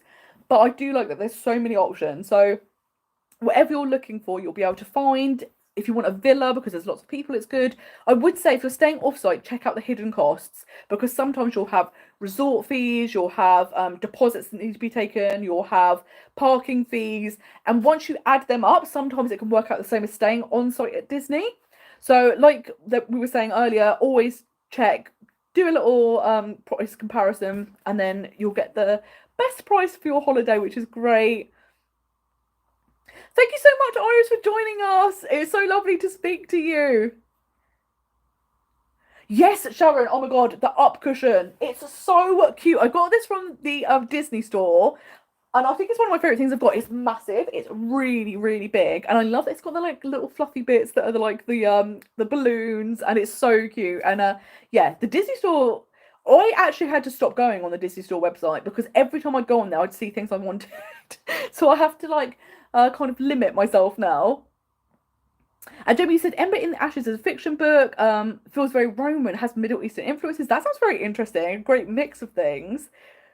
Victoria said, Disney fans are such a funny bunch. We love Disney, reading children's books and watching true crime. Yes, it's so true. And that's the thing I actually find funny. A lot of the music I listen to is like rock and metal, and there's actually a really big crossover between people that like that type of music and Disney. And I think it's so funny, isn't it? That like we're all adults, but we're like, we like the darkness and the light. It's so great. But you're so right, Jamie. Disney people are the best kind of people. And I think that's the thing. Like, the community is so lovely and welcoming. And I've said this before, but it genuinely is the thing that strikes me the most. When I started this channel, I thought people would maybe watch it and like get tips about, I don't know, dining, and then go off. And hopefully that tip would help them. And I never, ever, ever thought that I would end up becoming friends with so many people and chatting to people so often and getting to meet up with people. And it's been incredible. And it's so nice. And especially like people that don't get Disney don't get it. So to have other people that you can talk to and get excited about. And like this week, chatting to everyone about multipass and being like, oh my god, what are we thinking? How do we feel about this? Why are they excluding us? Why won't they let us in? It's so good. And like other people, they're just like, I don't know what any of this is and I don't care. And I'm like, but if you knew, you'd be very invested. Which is so funny. But yeah, I love that we all get it and we're like, look, this is very important news, guys. You've got to get on top of what's happening with the multipass. And yes, Marlene, it's been so lovely to chat to you, and I love that we get to chat so often, and I love our little voice notes on Instagram, and yeah, doing the Zoom call as well. It was so nice to get to see you face to face, and this is the one thing I absolutely love doing these lives because it's so nice to get to chat. But it's even nicer when you get to chat in like in person sort of thing, where you get to see each other. So that's so nice, and yeah, it's the best when you're getting to see everyone. And yeah, the fact that like I get to meet you, and like genuinely my favorite part of my trips, and again because I never expected this to happen, is when I'll bump into people who've seen my videos and you get to have a chat and like get all excited about Disney together. And it just never occurred to me that would be a thing. And it's genuinely the highlight, and I go away like, oh my god, it was so fun, and I absolutely love it. And the thing I've been trying to do now is if people would like to they like be in the vlogs and we have a little chat, because I think it's so nice that if you kind of watch the vlogs to get to see yourself in it, or even if it's just like a shout out, I think that's so fun. And yeah, if you ever do see me in the parks, do come up, because I absolutely love getting to meet everyone in person. It's so fun. Yes, 100%. Voice notes are so handy because, like I say, when I'm typing, my brain thinks faster than my fingers. So I'm like, type, and I don't really read what I'm writing. And then I send it, and I'm like, oh, that was gobbledygook. There was like 15 spelling mistakes. And I'm just like, oh, I can't cope. Whereas I'm like, just speak. I speak very quickly. I can get the voice, I can get the message over quick. It'll be much more, it'll make more sense, hopefully, than the typing. So, yeah, I love our voice note. But yes, Jamie, it'll be amazing if we run into each other in January, because like I say, it's such a joy getting to meet people face to face, and it was so good. And there has been talk before about potentially doing like a group trip, so like picking like 4 or 5 days at Disneyland Paris, and then people can join for as many or as few days as they want, stuff like that, which I think would be so fun to get to meet people. It'd be so good. And yes, Sharon, that's so kind of you. And yeah, I feel very lucky. I've always had this sort of personality where I'm just very excited about everything, which I'm sure is probably irritating to some people. But it's so nice when, because that's the thing I think is so brilliant about Disney is that there's just so much joy there and so much enthusiasm and like optimism and really that message of anything is possible. And I think that's why I honestly believe Disney's Disney benefits adults more. I think kids have an amazing time. Getting to go on rides and see all the fun things, meet your favorite characters is great. But I think the reason we all keep going as adults is because you get that feeling you don't get anywhere else in the world. But also it's that you can switch off. You're not hearing about anything that's going on in the world. You're not worrying about bills or work. You're just literally in the Disney bubble, and everything there is just this reinforcement of like anything is possible. Like you don't have to think, like this is it. This is all everything's going to be. Like you can set your mind to anything, and yeah. And I think Walt Disney is literally the embodiment of that, right? Like he just had a dream and he went for it. And the fact that he really was an illustrator when he started, but he made this empire, but also theme parks, all of this stuff. No one would ever have thought about like, oh, someone who's an illustrator would become this like theme park mogul. But he was just like, no, I think that can happen. And like that's why I'm obsessed with Happily Ever After. Like the message of Happily Ever After, I must watch Happily Ever After on YouTube multiple times a week, and I cry every single time because it just makes me feel like so like, oh my god, I could achieve anything. And this is the problem though. Seeing it in person, I'm not going to cope. Absolutely not going to cope. And I've never had the opportunity to see it before. Last time I was there was Enchantment, so I'm so excited to see it in person. But I am like 100% going to cry. But I'm like, will I be able to maintain a dignified cry because I'm in public and you have to rein it in, or will I be absolutely sobbing to the point where people are probably going to get concerned? And I'm like, it could go either way. It's going to be a toss up. We don't know. But I'm one of these people. I can't control my emotions. Like if I feel sad, I just go with it because I kind of feel like crying or whatever is just an emotion. It's just a way to express. Just like laughing's an emotion. You're like if something's funny, you laugh. If something's sad, you cry. Or something's touching, you cry. But I'm like, I suppose in public you're not supposed to have a full meltdown, but we'll see how it goes. Yes, Jamie, I have seen Saving Mr. Banks, and what a great film! Like, so good, and it was so nice to see that kind of background to Mary Poppins, and especially like Walt, like his like really love of that, and kind of seeing his involvement is so great, and yeah, it's so good. But yes, Serena, it's so true. Sometimes you feel like you get more excited than the boys. Yes, that's so true, isn't it? Because you're like, oh my god, I can't believe this, and they're like, yeah, that's fun, and you're like, but it's Mickey. It's so true. And I was saying this the other day. I recorded a podcast, and the theme of it was a child-free visit to Disney World. But we were also talking about like, it blows my mind. Like when you have kids, especially when you have multiple kids, like being able to get up, get dressed, get out, and be at rope drop. I'm like, how are people doing that? As one person, that's a lot. How are people doing it? But I was saying, what's interesting is as an adult, even if there's like a queue or you have to get up really early, I'm doing it for this reason and the payoff's going to be worth it. But for kids, it must be so hard because no one likes standing in a queue, but you're also just like, you're going to go on a ride, but you maybe you don't know what it's going to be like. So you're just thinking, why are we standing in this queue for ages? So I can totally sympathise with them when they're like, just a bit like, oh, what is this? What's happening? Especially with the jet lag, the heat. It can be hard on kids, I think. But as an adult, you can kind of push through those things. You kind of know the payoff you're going to get. But yeah, it's great. But yes, Jamie, you're so right. Lots of people are probably going to be crying as well, so that's fine, which is a good point. Like I went to see Together for the first time in Disneyland Paris, kept crying, but luckily the woman next to me was crying like literally from start to end, so I felt very good because I was like, we can be in solidarity with each other, it's okay. And I think that's the I genuinely think crying is part of the Disney experience. And I actually, for the fireworks, if they don't make me cry, I don't think they're a good fireworks show. So that's I judge it on will I have a tear or not. And but I do think it's I genuinely think crying at the fireworks is one of the best ways to end your night at Disney, which to people that haven't visited Disney probably sounds insane. But if you've been to Disney, you know what it's like. And yeah, and I just think they do such a good job of like rousing your emotions and like feeling so connected to the message. And I'm like, yeah, I can't. Like Happily Ever After is my favorite of all time, so I can't wait to experience it. I think I'm gonna do a dessert party because I'm like, I want the good view. I want to do the whole thing, and I actually would love it if they did what Disneyland Paris did, where you could just pay for the a good view. Because the dessert party, I think it'll be fun.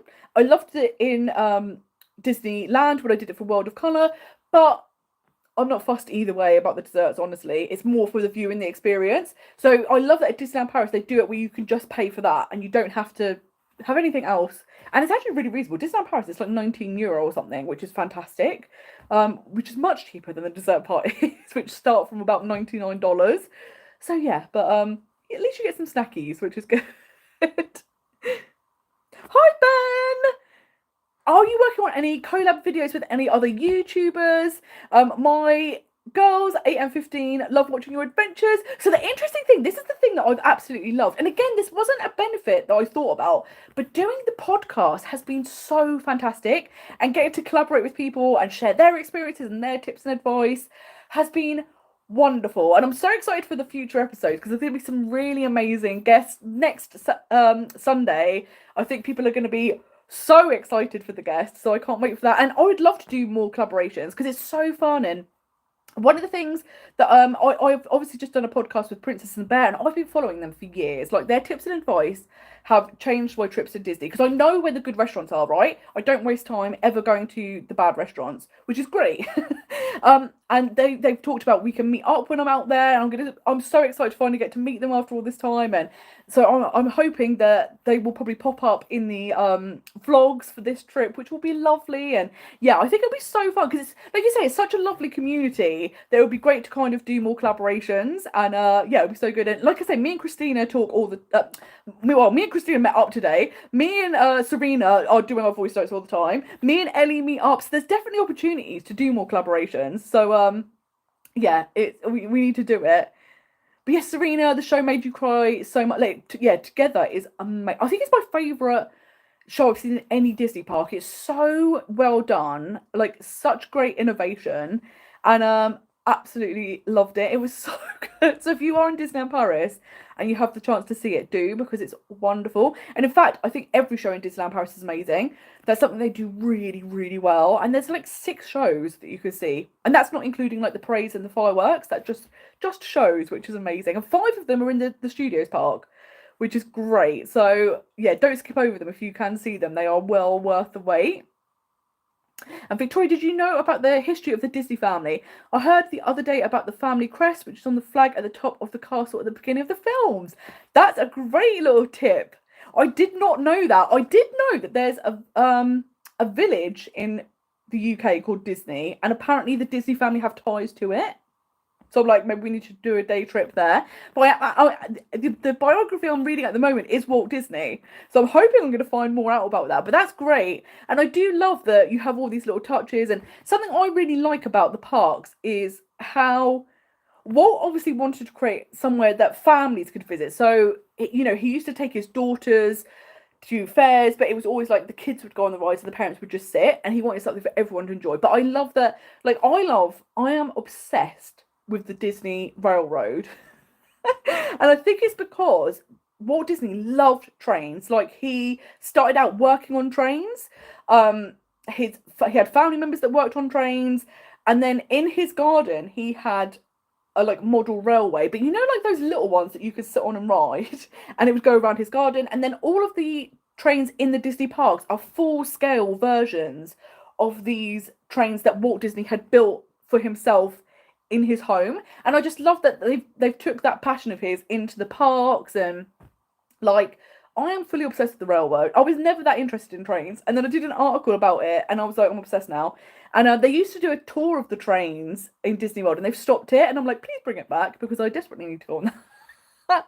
And yeah, so I'm hoping to find more tips out, Victoria, because that's great. I'm going to look out for that next time I watch a Disney film. Oh no! Oh my god, yeah, the stress of like when your cats do something unusual and you're like, are you okay? Are you okay? What's happening? Like, I totally get that. So I'm so glad to hear he's fine because yeah, the stress is real. The stress is real because you're just like, what's that? Even if like sometimes they do a meow that's different to their normal meow, you're like, what? What does this mean? And they're just like trying something new. But it's stressful. So I'm so glad he's okay. And yes, Jamie. So this is a great question. Have you reached out for Sam for God to do an episode with you? So I think this is a great question because I think you're going to be very excited for the upcoming podcast. And this week I'm going to tease it on social media, but seeing as you are joining me here today, I will announce that Sam for God is the guest on the next podcast. So on Sunday, you're going to be able to watch our chat or listen to it, and it was so much fun. Sam is such a wonderful person. She's so lovely, and we'd been chatting for ages, obviously on social media. When I was there in September, we finally got to meet in the park, which was wonderful. And it was so great that she was happy to do the podcast, and it was a hoot. And it was actually to the point where we were like, we'd actually have to stop talking because we were like, we could have done like an 8-hour podcast, which would have been ridiculous. But again, it's that thing when you're talking to someone that loves Disney as much, you're like, oh my god. So the theme of this podcast is going to be all about like tips and tricks to kind of visit the Disneyland Paris like a pro. So I think it's going to be really enjoyable. I had so much fun. There were so many laughs. And yeah, she's so fantastic. I'm loving seeing her vlog series at the moment in the Asian parks. And yeah, I know she's also heading to California later this year for D23, so that's going to be great to see. And yeah, so I'm hoping you all enjoy that because I can't wait for it to come out. And I've been sitting on it for a while. We recorded it a while ago, so I'm like, I can't wait for it to come out. It's going to be so good. And yes, Victoria, the village, the Disney village. We all need to know about this. So I'm going to have to go and find out more about this. And yeah, Serena, you haven't seen the Lion King show at Paris. Again, really great. And what I love is it's got the music from the musical, but it's a completely original production, and they have like acrobatics and amazing things. It's so good. But be prepared to cry. Because I always do this. I go in like, oh my god, I can't wait to see the Lion King show. And the second the music starts, I go, oh no, I've forgotten. I'm gonna cry the whole way through this. But it's so well done. And I really like that the shows are like 30 minutes long. They like really go full out. It's not like a 10-minute thing. It's so good. And I'm thinking one of my upcoming videos that I want to do about Disneyland Paris is kind of like ranking the shows. Although to be fair, there's no real bad shows. The only show that I would say isn't great because it feels a bit dated is the Stitch live thing. And it's kind of a bit like if you've ever seen Turtle Talk with Crush, but with Stitch. Obviously, I'm not a big fan of Stitch anyway, but I love that it's interactive and that Stitch will interact with the people when you ask live questions and stuff. But it feels a bit dated. That could be with them doing with updating. But all of the shows are incredible. Like, if you could see any of them, do it. Okay, I'm gonna go. Wait, I'm gonna just lean down. I'm gonna get this Walt Disney book because it's right below me. Oh, the downside. It's very big. This is a very big book. But it's Neil Gabler. This is the thickness of it. It's got a ridiculous amount of pages. It's got 700 pages. It's going to take me a while, but it's so fantastic. And I think that's the thing. Obviously, it's going to take a while to read because what a life. What an incredible amount of things that he did during his whole lifetime. So I think this is going to be such a great insight into him. And I am a big fan of a library. I think I'm single-handedly keeping Portsmouth libraries open. I can't stop myself. I go in. I'll just take my books back. I'll take my book. 15 books later, I'm like laden down the street, can't walk. But I absolutely love the library, and yeah, it's been such a great book so far. So yeah, if you're looking for a little Walt Disney book, this is really good. I think that'll be so much fun. And Jamie, you've met Sam. She's so lovely. She absolutely is. And yeah, I'm so glad to hear everyone's so excited for the pod. Like, I can't wait. Because, like I say, it was such a hoot. It was so fun to film, and I hope we get to do another one together. Because, like we were saying, we even joked about. We were like, we're gonna have to do like a charity like talkathon because we were just going and going and going. And we were like, okay, we do need to stop. So it'll be so good. Hi, Mandy, how are you? Thank you so much for joining us. And yes, Kevin, it's a great book. Yeah, it's big, it's heavy. It's great if you also need to like weigh anything down, keep a door open, because it's very cumbersome. Or if you love the true crime, keep it by the side of the bed. If you ever get broken in, boop, on the head, sorted. No more crime. It'll be good. And yes, Jamie, this is such a cute cushion. It's all of the Disney dogs. I wish they did a Disney cats one because, you know, I would have the whole set. That would be amazing. But I got given it as a present and I was like, this is perfect because you clearly understand the crossover between the love of the animals and the Disney. It's so good. Yes, you were so right. It's like a Bible book for Disney. It's so true. I'm like, this is going to be the new Bible for me, isn't it? Victoria, that's so true. I haven't even thought about this as an audiobook. That would be a good thing to do because I try and get into the habit of doing like 30 minutes of reading a day. That's what I aim for. I'm lucky. I'm quite a fast reader, so I don't know how, but it's just a naturally tend to be quite quick. Although this book's going to take me 8, and particularly because I read like 5 books at a time, so I'll like maybe do like 30 minutes on this book, and then it will be like a few days until I get back to it. So it's going to take a long time. Oh, I love that. I love that you said, that looks like a Walmart Bible. And it's like, no, it's autocorrect. It's a Walmart Bible. Autocorrect is the bane of my life because it will take what I've said, I've typed something correctly, and it will change it to something else. And I'm like, why are you doing that? I knew what I was saying, and you've ruined it. Kevin, from the September 20th, you're going to be there for 15 days in Walt Disney World. But 3 days in between, you're sailing on the Wish. How exciting! That's such a great combination, isn't it? To do Disney World and a cruise in one trip. So that is going to be perfect. And yeah, you've got some reading. I would say light reading, not light reading. Opposite of light reading. It's so good. And yes, Jamie, one audiobook for travelling and one physical book. Yeah, that's a great way to do it. I've never actually listened to an audiobook. I feel like I should, but I have a real problem with my eyes need to be doing something. So like podcasts, I can listen to them in the car or at the gym. Can't listen to them any other time because my eyes just start looking, and then I'm not listening because I'm like focusing on something else, which is crazy. So yeah, I find it really, really difficult. But the one thing I also like is I'm someone that, like I say, I find it really hard to like switch off from working or stuff like that, or like I'll put something on Netflix and I'll think, oh, I just got to quickly write this up, or oh, I should research this, or oh, I'll quickly look at the phone. Whereas I find with reading, it's the one time I'm focused on one activity and one activity only. So I feel like it's probably good for me as well. So I'm like, yes, try and focus instead of having like the attention span of like a goldfish, which is crazy. Yes, Victoria, audiobook and drawing painting is how you get your art done. That's great, isn't it? Because like you say, you're doing an activity, but you can also listen, which is perfect. And yeah, that's the thing. It's lovely. Like I say, going to the gym or going for walks and stuff, that's when I really love like a podcast. So maybe I should try an audiobook then. Because yeah, I've never, but as I've never listened to an audiobook, when you're listening to an audiobook, do they do voices? Like if when the narrator, a character then starts talking, do they change their voice? Because I really hope so, because I think that could be really fun. That'd be so good. Yes, that's so true. Doing cleaning, cooking, stuff like that. That's a really good time as well. Because yeah, you're doing an activity that's quite boring. So it's great to then have something to kind of be fun. And also it makes you more motivated to do those activities. Oh my god, people that do the voices. I need to immediately start listening to audiobooks to hear people do the voices because that is brilliant. Oh, Jamie, you listen to Doctor Who audio adventures, which are episodes in audio form. That sounds really, really interesting. Some audiobooks have full casts, and most, if not, do change their voice. Oh my god.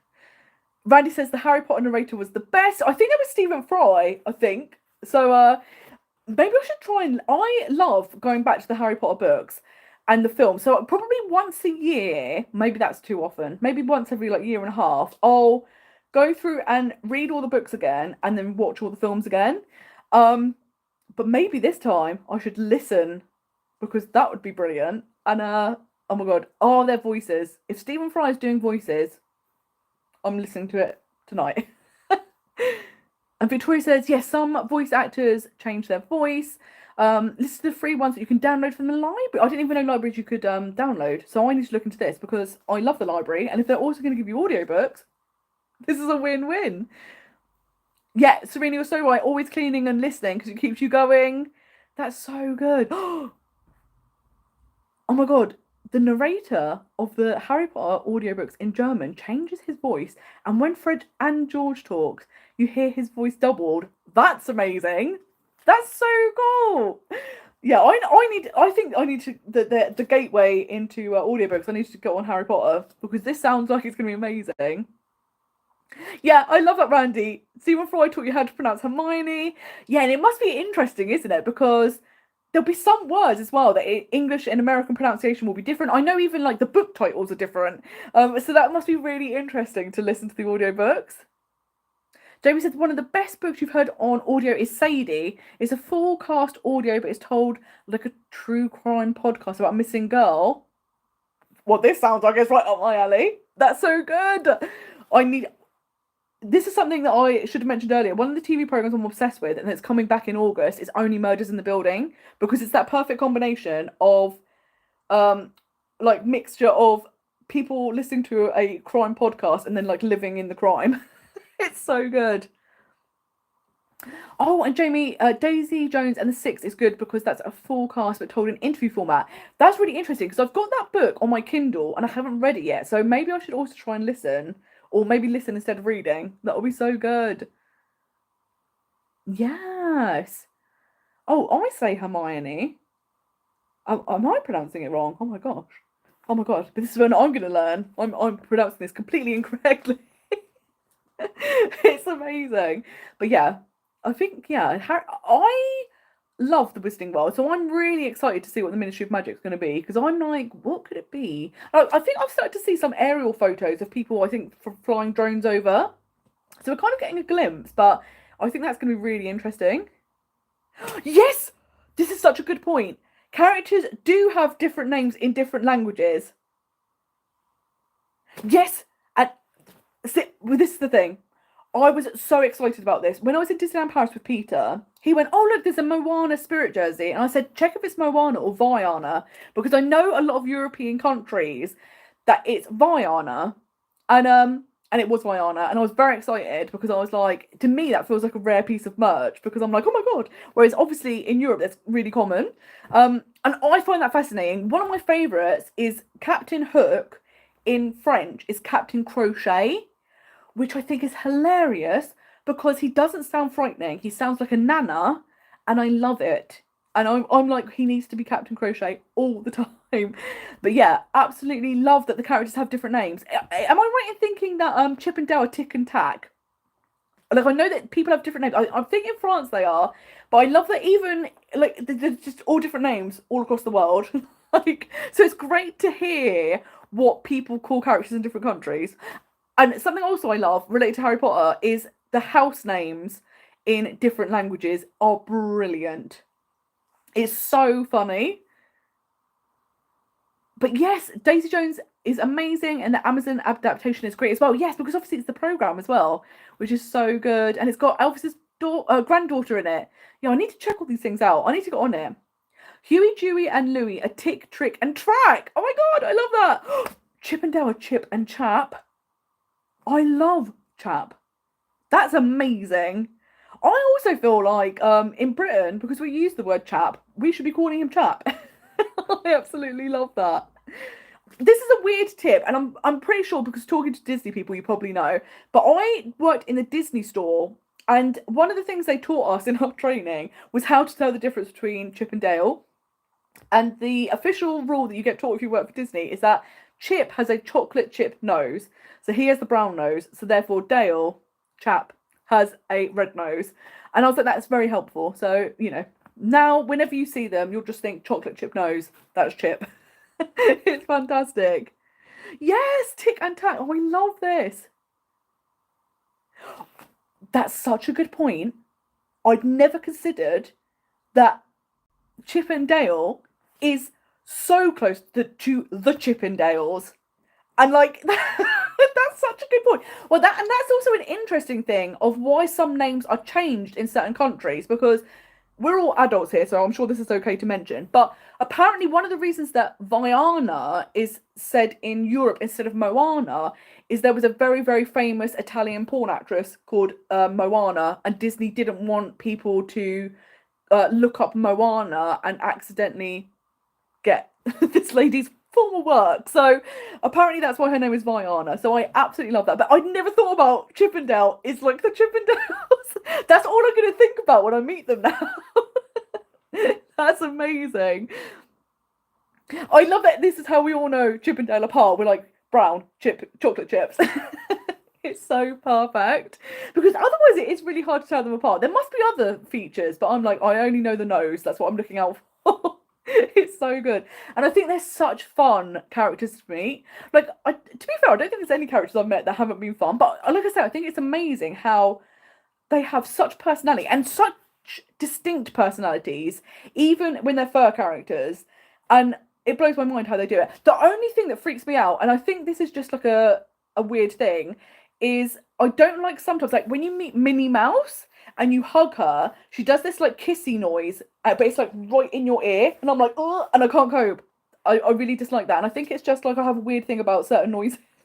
And I was like, oh no, and I'm like, it's very, very sweet, but I'm like, it's like one of those noises that goes right inside your ear, and I'm like, which is so funny. But she's being lovely, isn't she? Oh my god, this is a great conspiracy theory. The conspiracy theory that the reason they released Frozen is to stop searches coming up for Walt being frozen. That is amazing. That is incredible. What? That would be an amazing conspiracy theory. The one that's very common that I'm sure you all know is about the Disney point. So if you ever ask cast members where to go, they will always use a 2-finger or a whole hand. They will never use 1 finger. And again, the official line you're taught in your training is that it's impolite in some cultures to point with 1 finger. The unofficial reason, and I don't know if this is true, is that Walt Disney was a heavy smoker. So in a lot of photos of him in the parks, he's doing this because actually there was a cigarette, but they've digitally removed it. So whether that's true or not, who knows? But I do love all of these amazing conspiracy theories. No way, Guy, that's amazing. Guy is a voiceover artist, which is such a cool job, and he was the voice of the health and safety training videos. So I absolutely love that I was getting all of this tips and advice from you. That's incredible. Yes, I'm so glad I'm not the only person that's like, oh my god, these kisses creep me out. Like it is because it's that inner ear noise. I know that's a weird thing to say, but there's some noises that like go inside your ear and you're like, I can't cope. Oh, Chippendale, you know, because of their teeth. So I'm going to have to start learning the difference between the teeth now. Oh no. So in Germany, you kiss someone on the cheek, but you do it on both cheeks. And she only did it on one and you didn't realise. So then you leant to kiss the other cheek and she leaned back. And then it's like, yeah, like you said, you go back and forth, like, oh my god, are we going to do the second kiss or not? And that's, yeah, it's so awkward, isn't it? And it's funny because in a lot of parts of France, it's 4 kisses now, which is getting out of control. Because if you've got to meet like 10 people, that's 40 kisses. That's out of mad. You're taking so much time up. It's 20 minutes. It's like crazy. We've got to calm down. But it is awkward because I would say here it's normal to do 2 as well. So you're a bit like, oh no, what are you doing, Minnie? Oh, bless.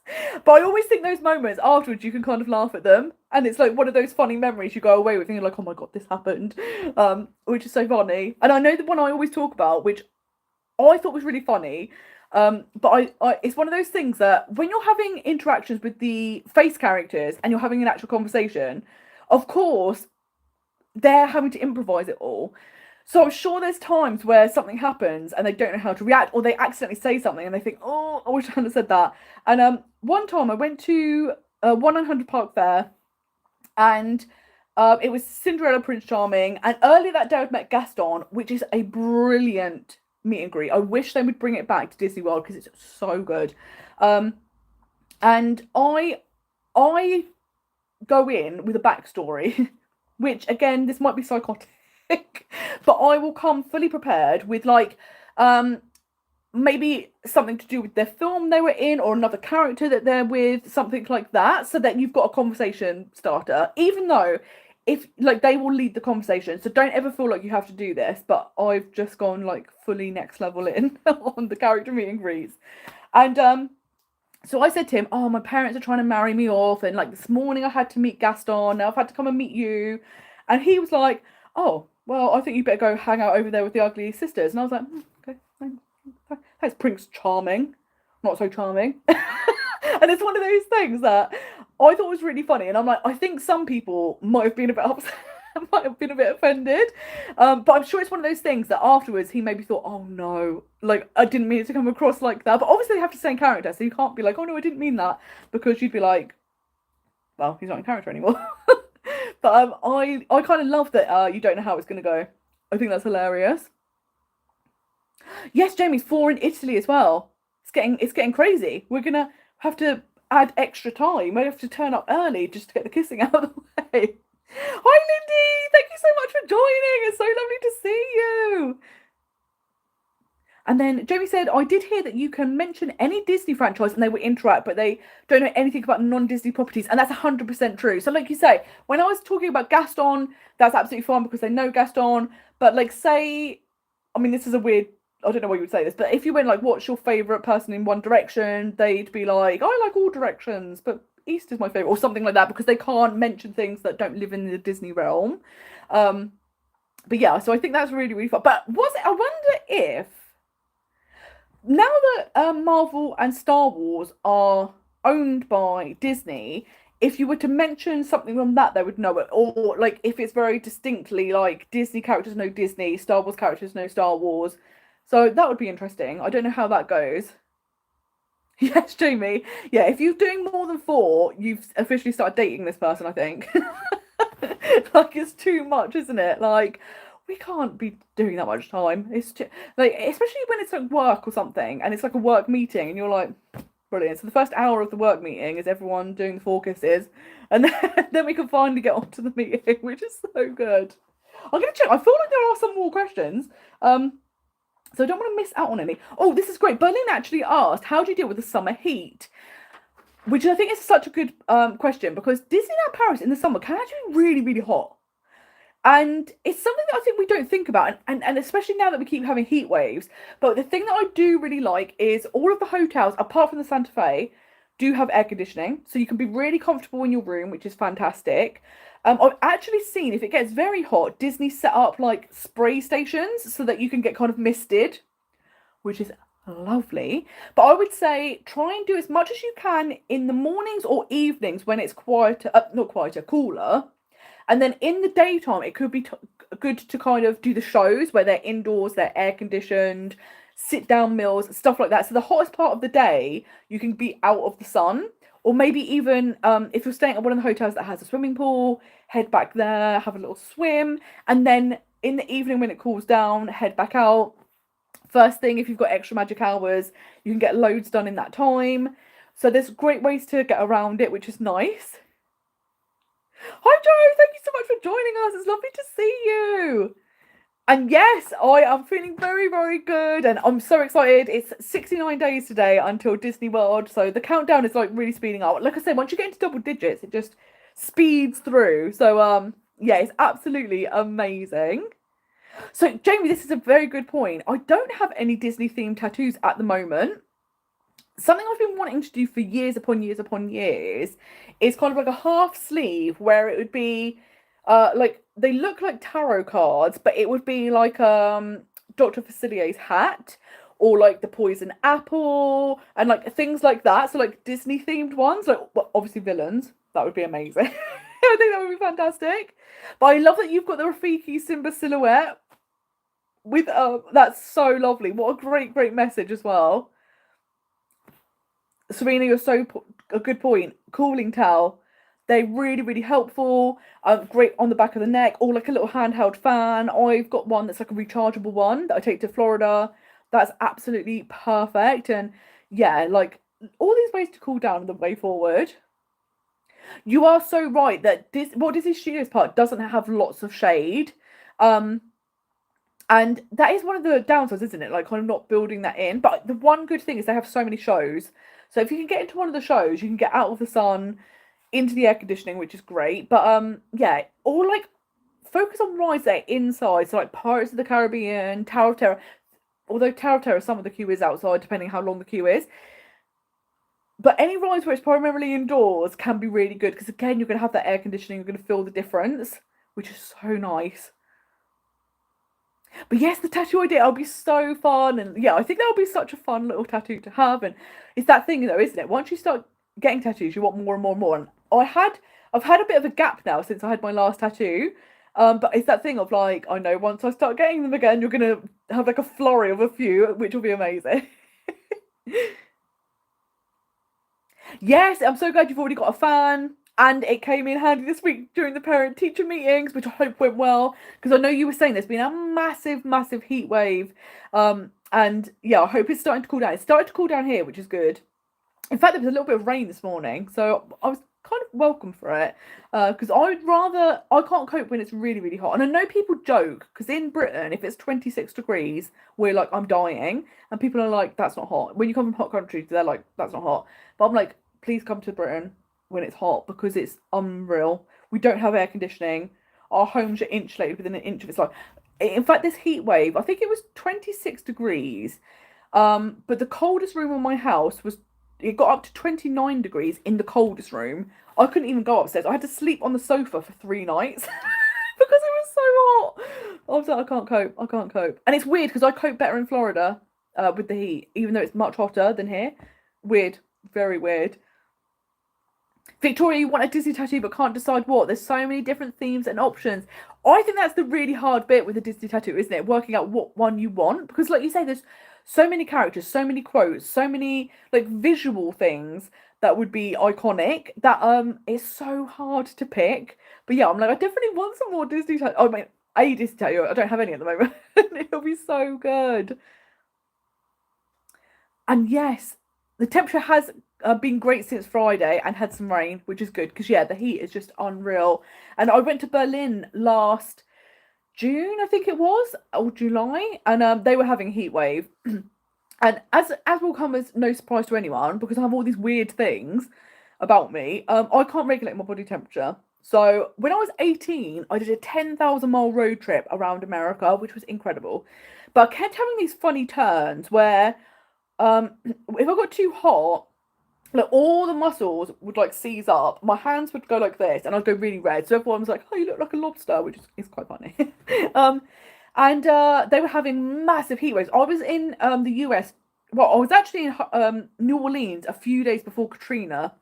So they were having this really, really extreme weather in the build up to it. And I remember just after we went to New Orleans, we were staying out in the country. It was 48 degrees in temperature and 98% humidity. I've never been so hot in my entire life. But I kept having these funny turns. So I came back, saw a doctor. They were like, oh, maybe it's epilepsy. We better test. And then there's nothing more humbling than when you go to your doctor and he was like, and you're thinking you're going to get like a really serious diagnosis. And he was like, you know, babies can't regulate their temperature. Well, you never grew out of that. And I'm like, brilliant. I didn't do my job. I didn't grow up. Like, I felt so silly. So yeah, I have to be kind of careful. And that's the thing, in Florida, it's great because like you say, you take the cooling tower, you take the handheld fan, there's got air conditioning everywhere. And I will make sure that I'm always taking breaks. But when I went to Berlin last year, it was so hot. It was like 33. And I've never had any of these funny turns in Europe because you just don't think it gets that hot. But I started to feel really ill and I thought, have I given myself food poisoning? What's happening? And then I realised, oh no, I'm going to turn into a lobster. So I better get back to the hotel. It's amazing. Oh my god, I'm loving this. You've got a mini tattoo above your ankle. That's so lovely. Oh, I love that. That's a great place as well. What a really nice place to have a tattoo because it's one of those things like if you've got skirts or dresses or like trousers where you've got a gap, you can see it. But if you want to cover it up and it be like secret for you, it's lovely. Lindy has asked, are there any unfortunate events security-wise in Disney World? Not only personal, but in general. Thanks. Haven't been to the US yet. So that's a good point. So I actually think what's great about Disney World is it's so safe. I don't think I've ever traveled anywhere that's safe. Sorry, anywhere that's as safe. And I think that's because Disney take loads and loads of measures. So when you're going into the parks, you have to go through scanners. And even if you have stuff like, I take like a big metal water bottle, stuff like that, it always sets the scanners off. So they always then check your bag thoroughly. The hotels, every single day, they go into people's rooms to check that they're not holding anything in their rooms that they shouldn't be having.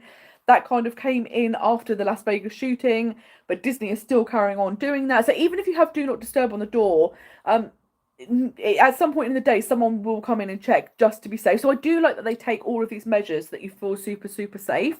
And yeah, I've always felt super safe at Disney. Like, never had any issues whatsoever. And I actually think it's a really, really good destination if it's like your first time traveling to the US, or maybe it's your first ever solo trip, something like that.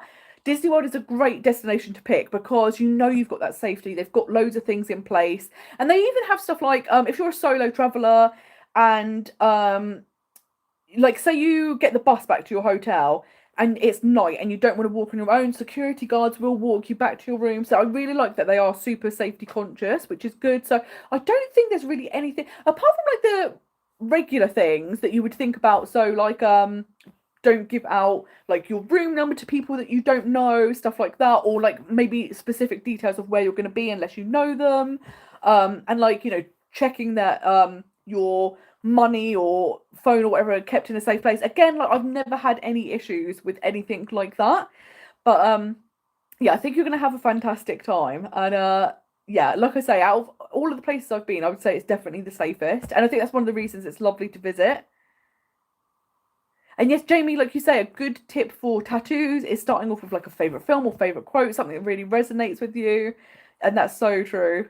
And yes, thank you, Victoria, for watching the Berlin vlogs. And we had the best time. I absolutely love Berlin. I really need to see more of Germany. And I've always had such an affinity with Germany. I did German in school, although now, like, weirdly, when I was in Berlin, what was really interesting for me is I could read or hear and understand what people were saying much more than I anticipated, whereas I'd have a real hard time speaking it.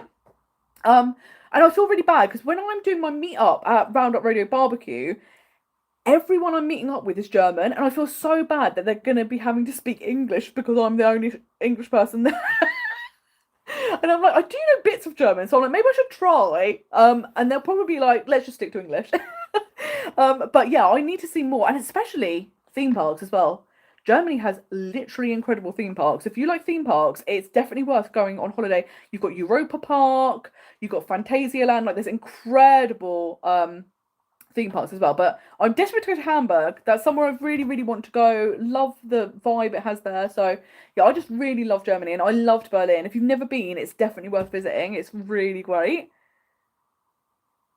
Yes, Joe, I love that. Not brave enough for a tattoo to have, so stick to the Pandora charms. But just such a good point. Like, if you don't want a tattoo, like little like bits of jewelry or stuff like that is a great way to kind of like show your Disney love. I love that. Berlin said 2 years ago you went to Germany, and when you arrived in Frankfurt, it was 38 degrees. No one on the streets. Yeah, that's so true. Yeah, I'd be like, I'm not going outside. That's it. I live indoors now. That's I'm absolutely not. That is wild. And I love the way you were like, yeah, I got dinner, got the essential food, straight back to the AC. Yeah, 100%. Jamie, I love that. You're the real life doctor. Your doctor told you you're the real life Peter Pan. Yeah, he's like, you never grown up. And I'm like, that maybe that's such a positive sway on that, because I've always been like, oh, I feel really childish. But maybe I should think you're Peter Pan. That's such a good point. Oh, I love that, Jamie. You've got wrist tattoos. Oh, that's so fun. I think I've got 8 tattoos. I've got one on each foot. I've got one on my wrist. I've got one, sorry, one on each wrist. I've got one on my ankle. I've got one on my, oh no, I've got one on my lower back, one on the top of my back, and then I've got a tattoo on my ribs as well. So there are tattoos, but they're just never visible, which is wild. And yes, Lindy, yeah, it is really good. Like you say, that there is lots of safety measures in place, and even stuff like if you go to Disney Springs, which is like the shopping area, you still have to go through security to go to Disney Springs, even though it's basically like an outdoor shopping mall, which I think is so great. Like they really do take it seriously, which is so nice. And something that's interesting is and I found this out, that Disney have a lot of plainclothes like security officers. So they are dressed like a tourist. You would never ever ever know that they are security, but they're always keeping an eye out to check if anyone's acting unusual, if maybe there's a row happening, do they need to step in, stuff like that. Which again is a really like reassuring thing, which is good. Yeah, so it'd be great if one day you get to visit Disney World, but until then, Disneyland Paris is your number one. And yes, that's the thing, isn't it? Like, especially I think the first park you go to always has such a special place in your heart. So if you've been to Disneyland Paris, it's always like there because you're like, it was so good, and it's where you've started your like love of the parks.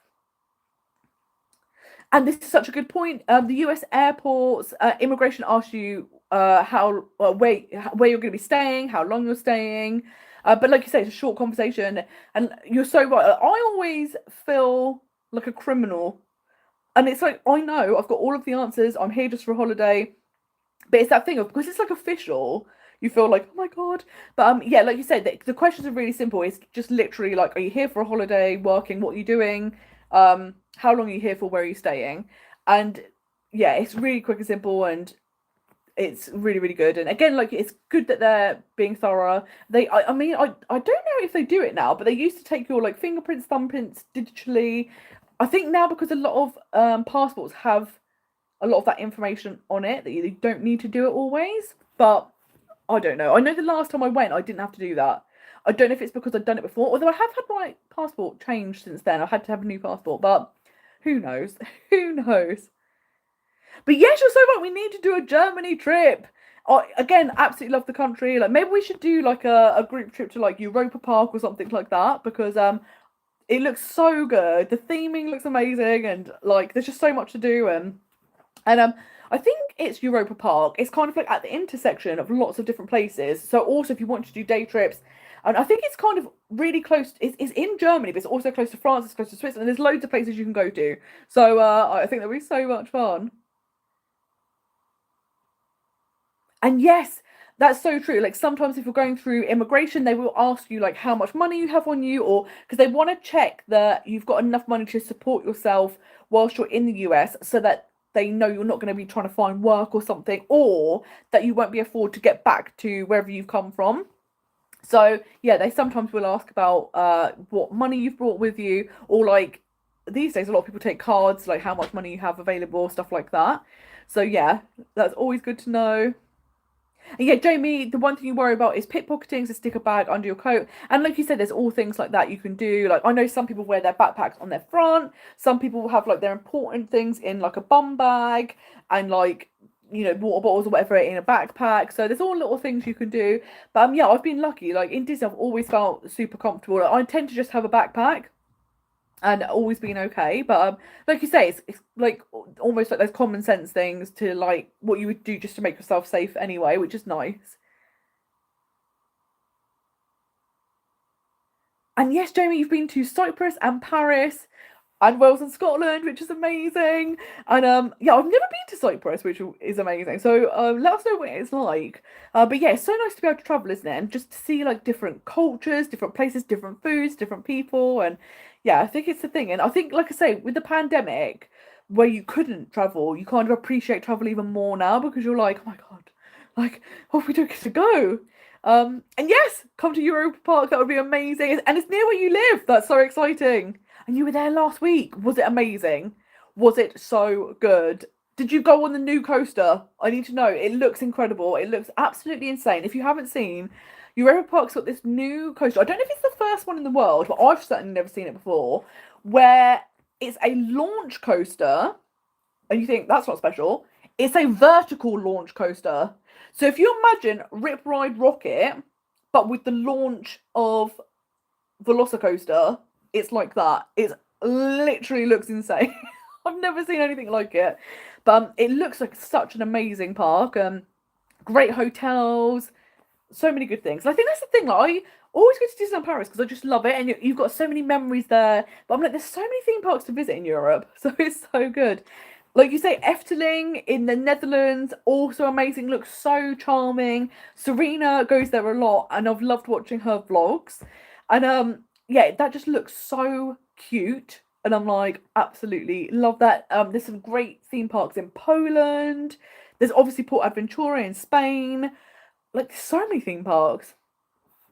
You've got some theme parks in Belgium. Yeah, that's the thing. I'm like, there's so many places to visit. Like, we need to do like a tour, theme park tour of Europe, which would be fantastic.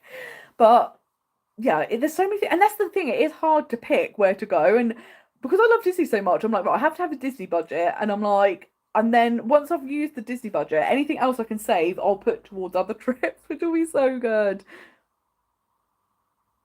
Yep, you're so right. Europa Park also has a golf ball, so it very much does look like Epcot. So I love that they've got the fake spaceship Earth.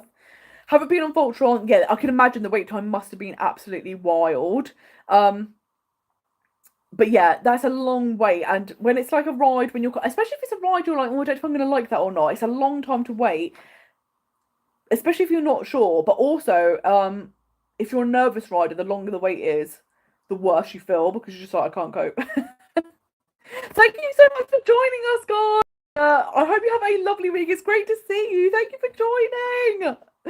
I'm gonna have a little quick look, see if there's any more questions, because I feel like I love that we get to chat though. It's so much fun that we get all of these questions here. This is so good. But let's have a little look.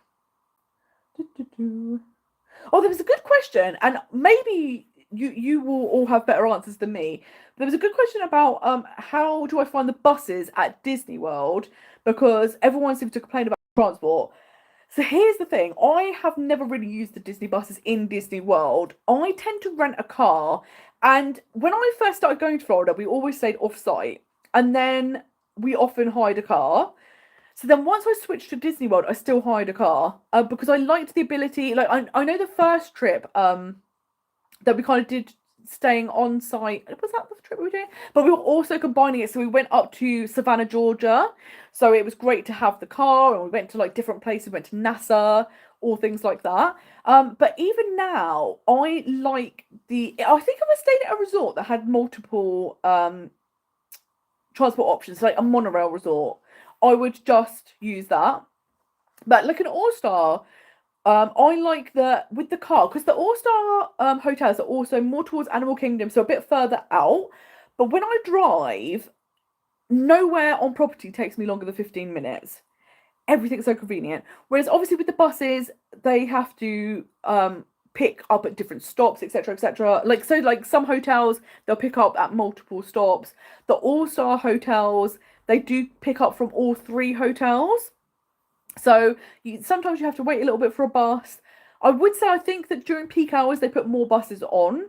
So hopefully you won't have to wait as long for the buses. But I would say if you were thinking of doing stuff like dining at a resort, it takes a little bit extra planning, because you'd have to go from your resort to a park and then switch on to a different bus to go to the resort you were dining at.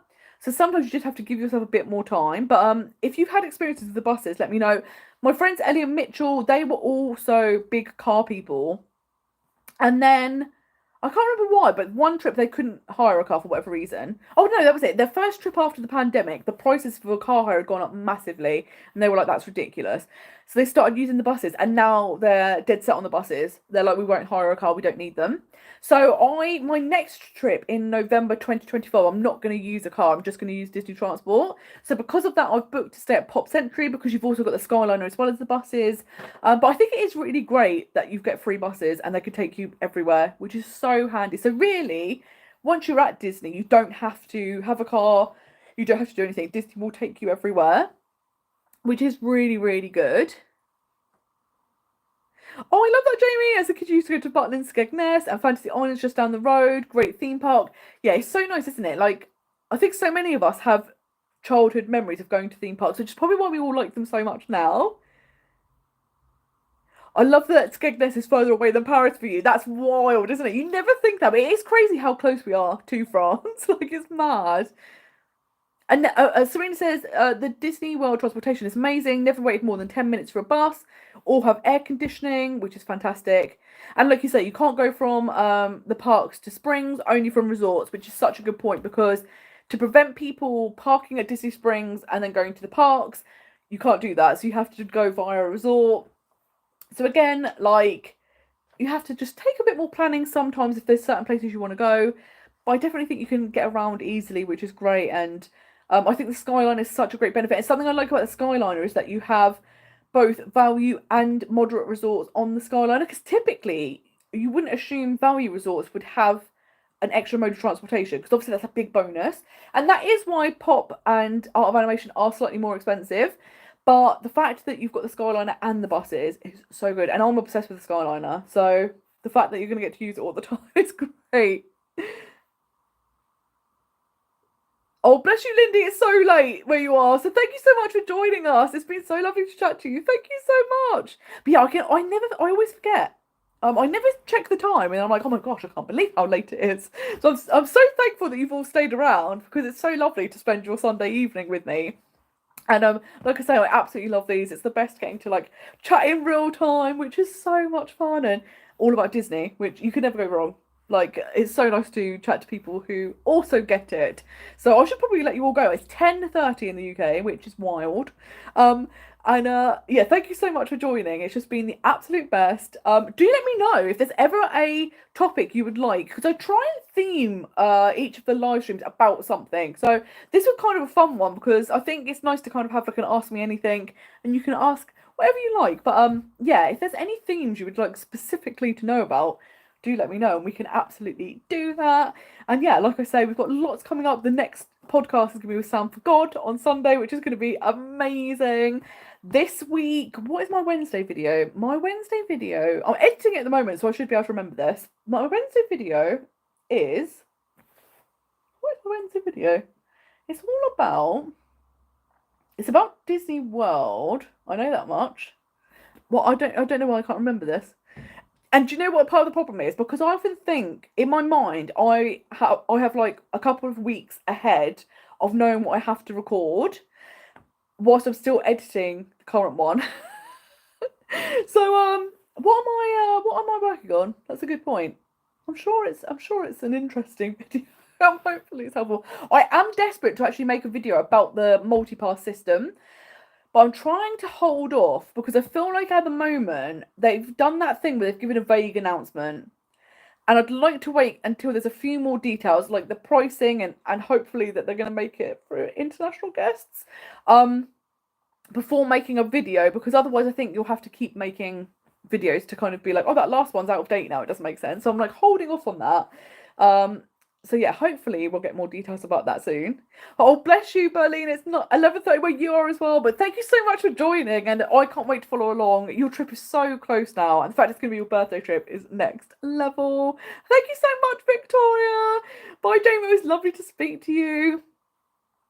And yeah, you're so right, Serena. There's not loads of resorts that only have buses. Obviously, Animal Kingdom's the only deluxe with only buses, which is why it's quite a lot cheaper than the other deluxe resorts. But great resort if you don't mind the buses. It's so good. But yes, lovely to see you, Lindy. It's been so fun. And thank you so much, Joe.